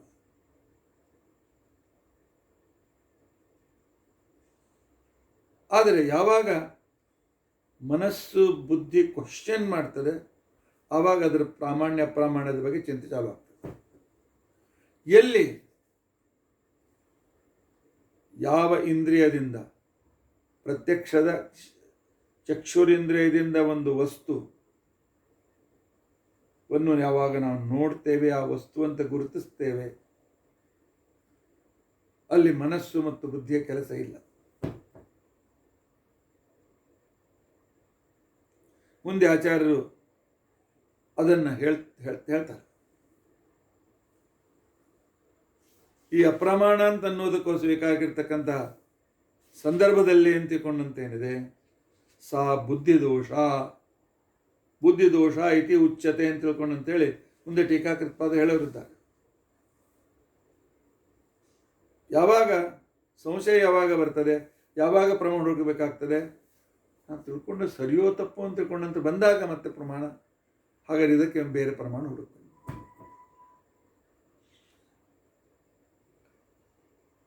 ಸಂಗೀತ ಕೇಳಿಸ್ತಾ ಇದೆ, ಓ ಭೀಮಸೇನ್ ಜೋಶಿ ಹಾಡಿದ್ದುದು, ಭಾಗ್ಯದ ಲಕ್ಷ್ಮೀ ಬಾರಮ್ಮ ಅಂತ ತಿಳ್ಕೊಂಡು. ಶ್ರವಣೇಂದ್ರಿಯ ವಸ್ತುಗಳನ್ನು ನಿರ್ಣಯ ಮಾಡಿತು, ಅದಕ್ಕೆ ಬೇರೆ ಇಂದ್ರಿಯಗಳ ಪ್ರಮಾಣ ಬೇಕಾಗಿಲ್ಲ. ಶ್ರವಣೇಂದ್ರಿಯ ಸ್ವೀಕಾರ ಮಾಡಿದ್ದನ್ನು, ಶ್ರವಣೇಂದ್ರಿಯದ ಮುಖಾಂತರ ಸಾಕ್ಷಿ ಸ್ವೀಕಾರ ಮಾಡಿದ್ದನ್ನು, ಹೌದು ಇದು ಭೀಮಸೇನ್ ಜೋಶಿ ಹಾಡೇ ನಾನು ಕೇಳ್ತಾ ಇದ್ದೇನೆ ಅಂತ ಅನ್ನೋ ಜ್ಞಾನಕ್ಕೆ ಬೇರೆ ಪ್ರಮಾಣ ಬೇಕಾಗಿಲ್ಲ. ನಾನು ತಿನ್ನುವ ಪದಾರ್ಥ ಇದು ಸಿಹಿಯಾಗಿದೆ ಅಂತನ್ನುವ ಜಿಹ್ವೆ ಏನು ಮುಖಾಂತರ ಸಾಕ್ಷಿ ಸ್ವೀಕಾರ ಮಾಡ್ತಾನೆ, ಅಂತಹ ಸಂದರ್ಭದಲ್ಲಿ ಅದಕ್ಕೆ ಬೇರೆ ಪ್ರಮಾಣ ಬೇಕಾಗಿಲ್ಲ. ಯಾಕೆ ನಾನು ಅನುಭವಿಸ್ತಾ ಇದ್ದೆ.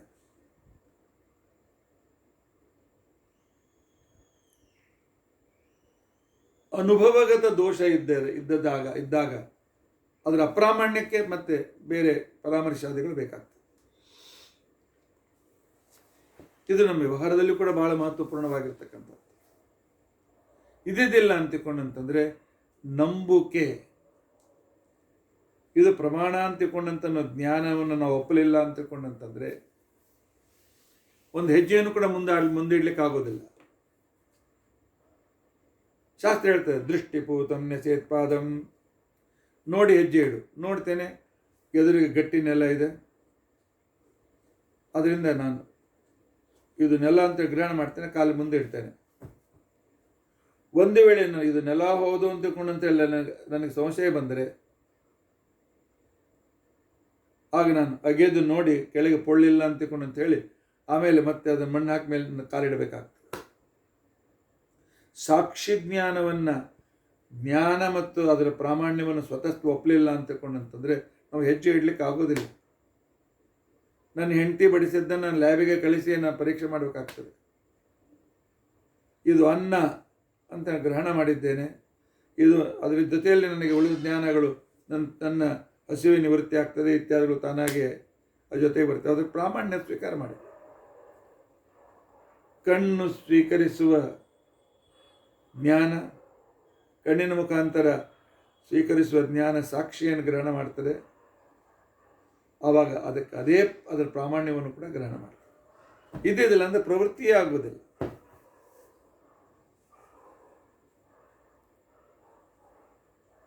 ಟ್ರೈನಲ್ಲಿ ಹೋಗಬೇಕಾಗಿದೆ, ಟ್ರೈನ್ ಬಂತು, ಇದು ಟ್ರೈನು, ಇದರಲ್ಲಿ ನಾನು ಕೂತ್ಕೊಳ್ಬೇಕು, ಇದು ಟ್ರೈನು ಅಂತ ನನ್ನ ಜ್ಞಾನಕ್ಕೆ ಬೇರೆಯವರು ಪ್ರಮಾಣ ಹೇಳೋ ಅವಶ್ಯಕತೆ ಇಲ್ಲ.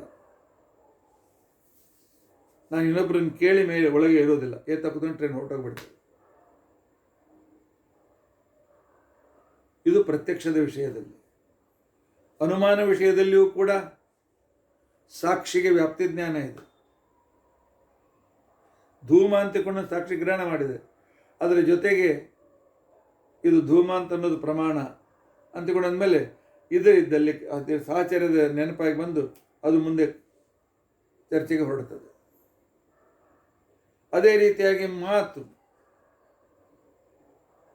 ಮಾತು ಕೂಡ ಮಾತಿನ ಬಗ್ಗೆ ಪ್ರಾಮಾಣ್ಯ ಅಂತ ಒಪ್ಪಬೇಕಾಗಿದ್ದರೆ ಆ ಮಾತು ಶ್ರವಣೇಂದ್ರಿಯದಿಂದ ಗ್ರಾಹ್ಯವಾಗಿರ್ತಕ್ಕಂಥದ್ದು.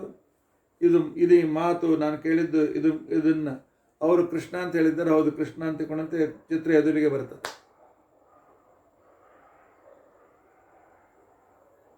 ಆದ್ದರಿಂದಾಗಿ ಜ್ಞಾನಕ್ಕೆ ಪ್ರಾಮಾಣ್ಯ ಹೇಗೆ ಸ್ವತಃ, ಅದೇ ರೀತಿಯಾಗಿ ವೇದಗಳ ಪ್ರಾಮಾಣ್ಯಕ್ಕೂ ಕೂಡ ವೇದಗಳಿಗೆ ಸ್ವತತ್ವ ಪ್ರಾಮಾಣ್ಯ ಇದೆ. ವೇದಗಳ ಪ್ರಮಾಣ ಹಂಬುದೋ ಅಲ್ಲೋ ಅಂತ ಅನ್ನೋದಕ್ಕೋಸ್ಕರ ಬೇರೆ ಪ್ರಮಾಣ ಕೇಳುವ ಅವಶ್ಯಕತೆ ಬೀಳೋದಿಲ್ಲ. ಜ್ಞಾನಗತಂ ಯಾಥಾರ್ಥ್ಯಂ ಏಕಾಕೃತ ಹೇಳ್ತಾರೆ. ಜ್ಞಾನದಲ್ಲಿ ಇರುವ ಯಥಾರ್ಥತೆ, ಪ್ರಾಮಾಣ್ಯತೆ ತದ್ ಗ್ರಾಹಕೇಣೇವ ಗ್ರಾಹ್ಯಂ. ಆ ಜ್ಞಾನವನ್ನು ಯಾವ ಇಂದ್ರಿಯ ಗ್ರಹಣ ಮಾಡಿದೆಯೋ ಅಥವಾ ಯಾವುದು ಮುಂದೆ ಸಾಕ್ಷಿ ಅಂತ ಇಂದ್ರಿಯ ಹೇಳಿವರಿದ್ದೇವೆ, ಅದೇ ಅದರ ಪ್ರಮಾಣವನ್ನು ಗ್ರಹಣ ಮಾಡ್ತದೆ. ಯಾಕೆ? ಗ್ರಾಹಕಾಂತರ ಅನುಪಪತ್ತೋ ಸತ್ಯಾಂ ಗೃಹ್ಯಮಾಣಾತ್.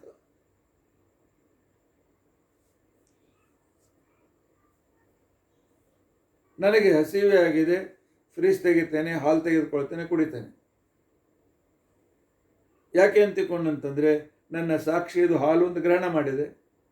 ಅಲ್ಲಿ ಬೇರೆಯವರು ಇದು ಹಾಲು ಕುಡಿ ಅಂತ ಹೇಳ್ತಕ್ಕಂಥ ಬೇರೆ ಪ್ರಮಾಣ ಅಲ್ಲಿಲ್ಲ. ಆದರೆ ಅದನ್ನು ತೆಗೆದುಕೊಂಡು ನಾನು ಕುಡಿದಿದ್ದೇನೆ. ಅಲ್ಲಿ ಬೇರೆ ಅದನ್ನು ತಿಳಿಸ್ತಕ್ಕಂಥ ಬೇರೆ ವ್ಯಕ್ತಿಗಳು ಇಲ್ಲದೇ ಇದ್ದಾಗಲೂ ಕೂಡ ಆ ವಸ್ತುವನ್ನು ಗ್ರಹಣ ಮಾಡ್ತೇನೆ. ಆದ್ದರಿಂದಾಗಿ ಗ್ರಾಹಕಾಂತರ ಅನುಪಪತ್ತೋ ಸತ್ಯಾಂ ಗೃಹ್ಯಮಾನತ್ವಾತ್ ಗ್ರಹಣ ಮಾಡೋದ್ರಿಂದ ಅದಕ್ಕೆ ಯಥೋ ಅನ್ನೇನ ಅನುಪಪದ್ಯಮಾನ ಗ್ರಹಣಂ, ಇನ್ನೊಂದರ ಸಹಾಯವಿಲ್ಲದೆ ಈ ವಸ್ತುವನ್ನು ಯಾವುದು ಸಾಕ್ಷಾತ್ ಗ್ರಹಣ ಮಾಡ್ತದೆ ಅದು ಅದರ ಪ್ರಾಮಾಣ್ಯವನ್ನು ಕೂಡ ಸ್ವೀಕಾರ ಮಾಡ್ತದೆ. ಅದರಿಂದಲೇ ಅದರ ಪ್ರಾಮಾಣ್ಯ ಸ್ವೀಕಾರವಾಗ್ತದೆ. ಯಥಾ ಚಕ್ಷುಷಃ ಅನ್ನೇನ ಅನುಪಲಾಭ್ಯಮಾನ ಸಾಕ್ಷಾತ್ಕಾರಂ ಸಾಕ್ಷಾತ್ಕ್ರಿಯಮಾಣಂ ರೂಪಂ ಚಕ್ಷುಷೈವ ಸಾಕ್ಷಾತ್ಕ್ರಿಯತೆ ಇತಿ. ಕಣ್ಣು ಈ ವಸ್ತುವನ್ನು ನೋಡಿ ಇದು ವಸ್ತು, ಇವನು ಮನುಷ್ಯ, ಇದು ಪ್ರಾಣಿ, ಇದು ಗಿಳಿ, ಇದು ಸಿಂಹ, ಇದು ಈ ರೀತಿಯಾಗಿರ್ತಕ್ಕಂಥ ರೀತಿಯಲ್ಲಿ ಗ್ರಹಣ ಮಾಡ್ತಾನೆ. ಸಾಕ್ಷಿ ಗ್ರಹಣದಿಂದಲೇ ಅದನ್ನು ಹೊರಡಬೇಕು. ಇನ್ನೊಬ್ಬರು ಹೇಳಿದ ಪ್ರಮಾಣ ಅಂತ ತಿಳ್ಕೊಂಡಂತೇಳಿ ಹೋದರೆ ಜೀವನದಲ್ಲಿ ನಾವು ಎಂದೂ ಸರಿಯಾಗಿರ್ತಕ್ಕಂಥ ರೀತಿಯಲ್ಲಿ ಸುಖ ಅನುಭವಿಸ್ಲಿಕ್ಕೆ ಆಗೋದಿಲ್ಲ. ನನ್ನ ಮಾತಿನ ಮೇಲೆ ನಾನು ಪ್ರಮಾಣ ಇಟ್ಕೊಳ್ಬೇಕು. ಪಂಚತಂತ್ರ ಒಂದು ಕಥೆ ಬರ್ತದೆ. ಒಬ್ಬ ಬ್ರಾಹ್ಮಣನಿಗೆ ಒಬ್ಬ ವ್ಯಕ್ತಿ ಒಂದು ಆಕಳ ಕರುವನ್ನು ದಾನ ಮಾಡ್ತಾನೆ. ಅವನು ಆಕಳ ಕರುವನ್ನು ಹೆಗಲ ಮೇಲೆ ಇಟ್ಕೊಂಡು ತನ್ನ ಮನೆಗೆ ಹೊರಡ್ತಾನೆ. ಹೊರಟಾಕ್ಷಣಕ್ಕೆ 4 ಜನ ಮೋಸಗಾರರು ಒಂದು ಕಡೆ ಕೂತಿರ್ತಾರೆ. ಅವ್ರು ಹೇಳ್ತಾರೆ, ಏನಾದರೂ ಮಾಡಿ ಈ ಕರು ನಾವು ತೊಗೊಂಡ್ಬಿಟ್ರೆ ಇದನ್ನು ಕಟ್ ಮಾಡಿ ಇವತ್ತಿನ ದಿವಸ ಸರಿಯಾಗಿ ಬಿರಿಯಾನಿಗೆ ನಾನು ಮಾಡ್ಕೊಂಡು ಊಟ ಮಾಡ್ಲಿಕ್ಕೆ ಬರ್ತದೆ ಅಂತ ತಿಳ್ಕೊಂಡು ಅವ್ರೇನು ಮಾಡ್ತಾರೆ ಅಂತ ತಿಳ್ಕೊಂಡು ಅಂತಂದರೆ, ಒಬ್ಬನು ಹೋಗಿ ಅವನಿಗೆ ಮಾತಾಡ್ತಾನೆ ನಿಂದಿರ್ತಾನೆ, ಉಳಿದವರೆಲ್ಲ ಸ್ವಲ್ಪ ಸ್ವಲ್ಪ ಒಂದು 50 ಫುಟ್ ಮೇಲೆ ನಿಂತ್ಕೊಳ್ತಾರೆ. ಮೊದಲೇ ಬಂದು, ಏನ್ರಿ ಆಚಾರ್ಯ, ನಾಯಿ ಮರಿ ಹೆಗಲ ಮೇಲೆ ತೊಗೊಂಡಿದ್ದೀರಲ್ಲ ಅಂತ ತಿಳ್ಕೊಂಡು ಅಂತೇಳಿ, ನಾಯಿ ಮರಿ ಅಲ್ಲೋ, ಆ ಗೃಹಸ್ಥ ನನಗೆ ಆಕಳ ಕರು ಕೊಟ್ಟಾನ. ಇಲ್ರಪ್ಪ, ನಾಯಿ ಮರಿ ಅದ, ಬೇಕಾದ್ರೆ ಹಾಕೊಂಡು ಬ್ರಾಹ್ಮಣ ನಾಯಿ ಮುಟ್ತಾರೇನ್ರಿ ಅಂತಕೊಂಡು ಅಂತ ಹೇಳ್ದ. ಬದಿಗೆ ಸರೋದು. ಸ್ವಲ್ಪ ಮುಂದೆ ಹೋದ ಕ್ಷಣಕ್ಕೆ ಇನ್ನೊಬ್ಬ ಹೇಳ್ದ, ಏನ್ರಿ ಆಚಾರ್ಯ, ನಾಯಿ ಮರಿ ಹೆಗಲ ಮೇಲ್ಗೆ ಹಂಗ್ಲೇನ್ರಿ ಅಂತಕೊಂಡು ಅಂತವನು ಹೇಳ್ದ. ಮೂರನೇವನು ಹೇಳ್ತಾನೆ, ಏನ್ರಿ ನಾಯಿ ಮರಿ ಅಂತ ತಿಳ್ಕೊಂಡು. ನಾಲ್ಕನೇವನು ಹಾಗೆ ಹೇಳ್ತಾನೆ. ಆಗ ಇವನಿಗೆ ತನ್ನ ಜ್ಞಾನದ ಬಗ್ಗೆ ಸಂಶಯ ಬರ್ತದೆ. ತಾನು ತಿಳಿದ ಮನಸ್ಸಿನ ಅಪ್ರಾಮಾಣ್ಯ ಬೇರೆಯವರ ಮಾತಿನಿಂದ ಅಪ್ರಾಮಾಣ್ಯದ ವಿಚಾರ ಬರ್ತದೆ. ಅವನು ತನ್ನ ಸಾಕ್ಷಿಯನ್ನೇ ಗಟ್ಟಿ ಇಟ್ಕೊಳ್ಳೋದಿಲ್ಲ. ನಾಯಿ ಮರಿ ಅಂತೇಳಿ ಬಿಸಾಕಿ ಹೋಗ್ಬಿಡ್ತಾನೆ. ಅವರು ಕರು ತೊಗೊಂಡೋಗಿ. ಆದರೆ ತಾನು ಮೊದಲು ಯಜಮಾನ ಕೊಟ್ಟಾಗ ಅದು ಕರು ಅಂತಿಕೊಂಡಂತೇಳಿ ಗ್ರಹಣ ಮಾಡಿದಾಗ ಇದು ಪ್ರಮಾಣ ಅಂತ ಗಟ್ಟಿಯಾಗಿ ಇಟ್ಕೊಳ್ಬೇಕಾಗಿತ್ತು. ಏನು ಬೇಕಾದ ನೀವು ಹೇಳಿ, ನಾನು ಆಕಳ ಕರು ಕೊಟ್ಟಾನ, ಅದನ್ನು ಕರುವಂತೆ ನಾನು ಹೆಗಲ ಮೇಲೆ ಇಟ್ಕೊಂಡೇನೆ. ಆ ಪ್ರಾಮಾಣ್ಯದ ಜ್ಞಾನ ಇದ್ದಿದ್ದಿಲ್ಲ ಅಂತ ತಿಳ್ಕೊಂಡು, ಅದರ ವಿಶೇಷವಾಗಿರ್ತಕ್ಕಂಥ ಅದರ ಯಥಾರ್ಥ ಗ್ರಹಣ ಅವನಿಗಿದ್ದಿದ್ದಿಲ್ಲ ಅಂತ ತಿಳ್ಕೊಂಡು ಅದ ಕಡೆ ನಂಬಲಿಲ್ಲ ಅಂತ ತಿಳ್ಕೊಂಡು ಅಂತಂದರೆ, ಈ ರೀತಿಯಾಗಿ ಆಪ್ತೋಕ್ತತ್ವ ಪ್ರಮಾಣ ಅಥವಾ ಬೇರೆಯವರು ಹೇಳಿದ್ದಕ್ಕೆ ಬೇರೆಯವರಿಂದ ಪ್ರಾಮಾಣ್ಯ ಸಿದ್ಧ ಆಗ್ತಿತ್ತು ಅಂದರೆ ಜಗತ್ತಿನಲ್ಲಿ ಎಲ್ಲರೂ ಮೋಸ ಮಾಡ್ತಕ್ಕಂಥವ್ರೆ.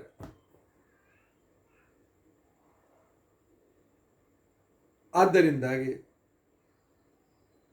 ಹೇಗೆ ಜ್ಞಾನದಲ್ಲಿರ್ತಕ್ಕಂಥ ಯಾಥಾರ್ಥ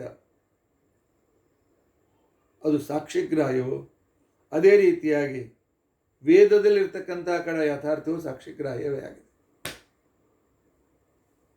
ಇದನ್ನು ಟೀಕಾಕೃತ್ಪಾದರು ಅನೇಕ ಪ್ರಮಾಣಗಳಿಂದ ತಿಳಿಸ್ಕೊಡ್ತಾರೆ.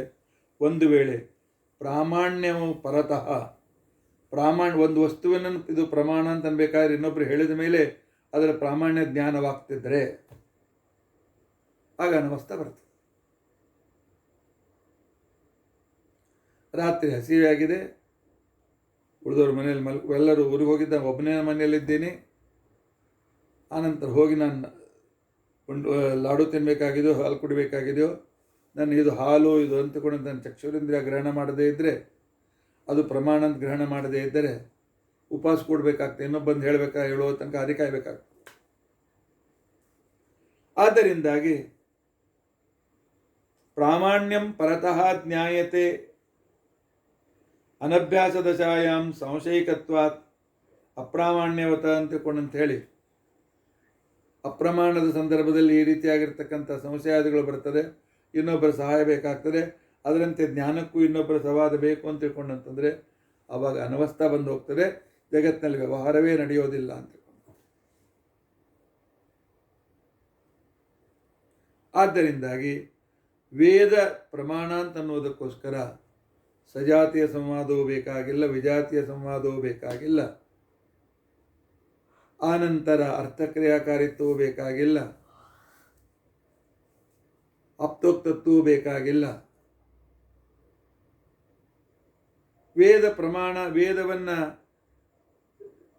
ಅಪೌರುಷೇಯ ಅಂತಿಕೊಂಡು ಅಂತ ಹೇಳಿ ನಾನು ತಿಳಿದುಕೊಂಡ ಮೇಲೆ ನನ್ನ ಮನಸ್ಸು ಗ್ರಹಣ ಮಾಡಿದ, ನನ್ನ ಸಾಕ್ಷಿಯಿಂದ ಗ್ರಹಣ ಮಾಡಿದ ಮೇಲೆ ಅದು ಪ್ರಮಾಣ ಅಂತ ಅನ್ನೋದಕ್ಕೋಸ್ಕರ ಬೇರೆ ಪ್ರಮಾಣದ ಅವಶ್ಯಕತೆ ಇಲ್ಲ. ಹೇಗೆ ಜ್ಞಾನಕ್ಕೆ, ಯಥಾರ್ಥ ಜ್ಞಾನಕ್ಕೆ ಈ ರೀತಿಯಾಗಿರ್ತಕ್ಕಂಥ ಅದರ ಪ್ರಾಮಾಣ್ಯಕ್ಕೆ ಬೇರೆಯವರ ಸಹಾಯ ಬೇಕಾಗಿಲ್ವೋ, ಅದು ತಾನಾಗಿಯೇ ಗ್ರಹಣ ಮಾಡ್ತದೆಯೋ, ಅದೇ ರೀತಿಯಾಗಿ ವೇದಗಳ ಪ್ರಾಮಾಣ್ಯವು ಕೂಡ ಸ್ವತಃ ಆಗಿದೆ ಹೊರತು ಅದಕ್ಕೆ ಪ್ರಾಮಾಣ್ಯಕ್ಕೆ ಇನ್ನೊಂದು ಪ್ರಮಾಣ, ಅದು ಪ್ರಮಾಣ ಅಂತಲಿಕ್ಕೆ ಇನ್ನೊಂದು ಪ್ರಮಾಣ ಬೇಕಾಗಿಲ್ಲ ಅನ್ನೋ ವಿಚಾರವನ್ನು ಮತ್ತೆ ನಾವು ವಿಸ್ತಾರವಾಗಿ ತಿಳಿದುಕೊಳ್ಳಿಕ್ಕೆ ಪ್ರಯತ್ನಿಸೋಣ.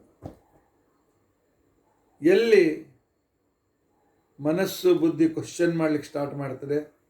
ಆವಾಗ ನಮಗೆ ಪ್ರಾಮಾಣ್ಯ ಶಂಕ, ಅಪ್ರಾಮಾಣ್ಯ ಶಂಕ ಇತ್ಯಾದಿಗಳು ಬರ್ತದೆ. ಎಲ್ಲಿ ಸಾಕ್ಷಿ ಮನಸ್ಸಿನ ಅಧಿಕರಣದಲ್ಲಿ ಯಾವುದನ್ನು ಸ್ವೀಕಾರ ಮಾಡ್ತದೆ, ಅಲ್ಲಿ ಮನಸ್ಸಿನ ಬುದ್ಧಿಯ ಕೆಲಸವೇ ಅಲ್ಲಿಲ್ಲ. ಸಾಕ್ಷಾತ್ತಾಗಿ ಸಾಕ್ಷಿ ಗ್ರಹಣ ಮಾಡ್ತದೆ. ಅದು ಸ್ವತಃ ಪ್ರಮಾಣ ಅಂತ ತಿಳ್ಕೊಂಡಂತ ಅನಿಸ್ಕೊಳ್ತದೆ. ನಾವು ತಿಳಿದುಕೊಂಡ ವಿಷಯದಲ್ಲಿ ಇದು ಪ್ರಮಾಣ ಅಂತ ಅನ್ನೋದಕ್ಕೋಸ್ಕರ ಅದಕ್ಕೆ ನಮ್ಮ ಜ್ಞಾನವೇ, ನಮ್ಮ ಇಂದ್ರಿಯಗಳೇ ಪ್ರಮಾಣವೇ ಹೊರತು ಬೇರೆಯವರು ಪ್ರಮಾಣ ಅಲ್ಲ. ಬೇರೆಯವರ ಪ್ರಮಾಣದ ಅವಶ್ಯಕತೆ ಇಲ್ಲ. ಇಷ್ಟು ಇವತ್ತಿನ ದಿವಸ ನಾವು ಸ್ವತಃ ಪ್ರಾಮಾಣ್ಯ ಅಂದರೆ ಏನು ಅಂತ ಅನ್ನೋದನ್ನು ತಿಳಿದುಕೊಳ್ಳಿಕ್ಕೆ ಪ್ರಯತ್ನ ಮಾಡಿದ್ದೇವೆ. ಮುಂದೆ ಆಚಾರ್ಯರು ಇದೊಂದು ದೊಡ್ಡ ಸೈಕಾಲಜಿ, ಒಂದು ಮನಃಶಾಸ್ತ್ರ ಇದು. ಸ್ವತಃ ಪ್ರಾಮಾಣ್ಯಂ ಸ್ವತಃ ಅಂತಿಕೊಂಡಂತ ಅನ್ನೋದು ಶ್ರೀಮದ್ ನ್ಯಾಯಸೋಧದಲ್ಲಿ ಕೂಡ ಚರ್ಚಿತವಾಗಿರ್ತಕ್ಕಂಥ ವಿಷಯ. ನ್ಯಾಯಾಮೃತಾದಿಗಳಲ್ಲಿಯೂ ಕೂಡ ಇದು ವಿಷಯವಾಗಿ ಚರ್ಚೆ ಆಗಿದೆ. ಚಂದ್ರಿಕೆಯಲ್ಲಿ ಚರ್ಚೆ ಆಗಿದೆ. ಎಲ್ಲ ಜನರು ಸ್ವತಃ ಪ್ರಾಮಾಣ್ಯ ಪರತ ಅಂತಿಕೊಂಡಂತೇಳಿ ನೈಯಾಯಿಕರು, ವೈಶೇಷಿಕರು ಇತ್ತಾಗಿ ಎಲ್ಲರೂ ಇದ್ರ ಬಗ್ಗೆ ಅನೇಕ ವಿಚಾರಗಳನ್ನು ಮಾಡಿದ್ದಾರೆ. ಅದೆಲ್ಲ ನೋಡ್ತಾ ಇದ್ರೆ ದೊಡ್ಡ ಪುಸ್ತಕ ಆಗ್ತದೆ. ಪ್ರಾಮಾಣ್ಯದ ಸ್ವತತ್ವ ವಿಷಯದಲ್ಲಿ ಒಂದು 100,000 ಪುಟದ ಒಂದು ಪುಸ್ತಕ ಆಗ್ತದೆ. ಅದು ನಮ್ಮ ಬುದ್ಧಿಗೆ ಒಂದು ಭಕ್ಷ್ಯ ಬೇಕಾಗಿದ್ದರೆ ಆ ರೀತಿಯಾಗಿ ಅದನ್ನೆಲ್ಲ ನೋಡ್ತಾ ಹೋಗೋಣ. ಆದರೆ ಅದರ ಸಾರನ್ನು ಇವತ್ತಿನ ದಿವಸ ನಾನು ಹೇಳಿದ್ದೇನೆ. ಯಾವ ಇಂದ್ರಿಯ ಯಾವುದನ್ನು ಗ್ರಹಣ ಮಾಡಲಿಕ್ಕೆ ಸಮರ್ಥವಾಗಿದೆಯೋ ಅದು ಗ್ರಹಣ ಮಾಡಿದ್ದು, ಆ ಇಂದ್ರಿಯವು ಕೂಡ ಸ್ವತಂತ್ರ ಅಲ್ಲ. ಮುಂದೆ ಹೇಳೋರಿದ್ದಾರೆ, ಮನಸ್ಸು ಇಂದ್ರಿಯಗಳು ಅವುಗಳಿಗೆ ಸ್ವತಃ ಪ್ರಾಮಾಣ್ಯ ಉಪರಿ ಅಂತಂದ್ರೆ ಅವು ಜಡಗಳು. ಜಡಕ್ಕೆ ಸ್ವಪ್ರಕಾಶತ್ವ ಒಪ್ಪಲಿಕ್ಕೆ ಆಗೋದಿಲ್ಲ. ಆದ್ದರಿಂದಾಗಿ ಆ ಜ್ಞಾನವನ್ನು ಗ್ರಹಣ ಮಾಡಿದ್ದು ಸಾಕ್ಷಿಯೇ ಹೊರತು, ಇವು ಸಾಧನವೇ ಹೊರತು ಸಾಕ್ಷಿಯೇ ಗ್ರಹಣ ಮಾಡ್ತದೆ ಅಂತ ಅನ್ನೋದನ್ನು ಮುಂದೆ ತಿಳಿಸ್ಕೊಡ್ತಾರೆ. ಆ ವಿಚಾರವನ್ನು ಪುನಃ ಮತ್ತೆ ನಾವು ಪ್ರತ್ಯೇಕವಾಗಿ ತಿಳಿದುಕೊಳ್ಳಿ ಪ್ರಯತ್ನಿಸೋಣ. ಇತಿ ಅದ್ಯ ಕಥಾ ಪ್ರಸಕ್ತಿ. ವಿಷಯ ಕಠಿಣ ಇದೆ. ಆದರೆ ಕಠಿಣ ಇದೆ ಅಂತ ನಾನು ಮರೆತು ಬಿಡಿ. ನಾನು ಇವತ್ತು ಆಚಾರ ಪ್ರವಚನ ಕೇಳಿದ್ದೇನೆ, ಇದಕ್ಕೆ ಬೇರೆಯವರ ಪ್ರಮಾಣ ಬೇಕಾಗಿಲ್ಲ. ಅಷ್ಟು ತಿಳಿದುಕೊಂಡ್ಬಿಡಿ. ಇದೇ ಪ್ರಾಮಾಣ್ಯದ ಸ್ವತತ್ವ. ಉಳಿದದ್ದು ನಾಳೆ ನಂತರ ನೋಡೋಣಲ್ಲ. ಇತಿ ಅದ್ಯ ಕಥಾ ಪ್ರಸಕ್ತಿ. ಹರೇ ರಾಮ ಹರೇ ರಾಮ, ರಾಮ ರಾಮ ಹರೇ ಹರೇ, ಹರೇ ಕೃಷ್ಣ ಕೃಷ್ಣ ಕೃಷ್ಣ ಹರೇ ಹರೇ. ಉಗ್ರಂ ವೀರಂ ಮಹಾವಿಷ್ಣು ಜ್ವಲಂತಂ ಸರ್ವತೋಮುಖಂ ನೃಸಿಂಹಂ ಭೀಷಣಂ ಭದ್ರಂ ಮೃತ್ಯುಂ ನಮಾಮ್ಯಹಂ. ಅಚ್ಯುತಾನಂತ ಗೋವಿಂದ ಸ್ಮೃತಿ ಮಾತ್ರಾರ್ಥಿನಾಶನ ರೋಗಾನ್ಮೇ ನಾಶೇ ಅಶೇಷ ನಾಶುಧನ್ವಂತರೇ ಹರೇ. ಅಚ್ಯುತಾನಂತ ಗೋವಿಂದ ನಾಮೋಚ್ಚಾರಣ ಬೇಡಜಾತ್ ನಶ್ಯಂತಿ ಸಕಲ ರೋಗಾ ಸತ್ಯಂ ಸತ್ಯಂ ವದಾಮಿ. ಶ್ರೀಕೃಷ್ಣಾರ್ಪಣಮಸ್ತು. ಅಕ್ಷಯಂ ಕರ್ಮ ಯಸ್ಮಿನ್ ಪರೇ ಸ್ವರ್ಪಿತಂ ಪ್ರಕ್ಷಯಂ ಯಾಂತಿ ದುಃಖಾನಿ ಯನ್ನಾಮತಃ. ಅಕ್ಷರೋ ಯೋಜರ ಸರ್ವದೇವಾಮೃತ ಕುಕ್ಷಿಗಂ ಯಸ್ಯ ವಿಶ್ವಂ ಸದಾ ಜಾಧಿಕಂ. ಪ್ರೀಣಯಾಮೋ ವಾಸುದೇವಂ ದೇವತಾ ಮಂಡಲ ಖಂಡಮಂಡಲ. ಶ್ರೀಕೃಷ್ಣಾರ್ಪಣಂ.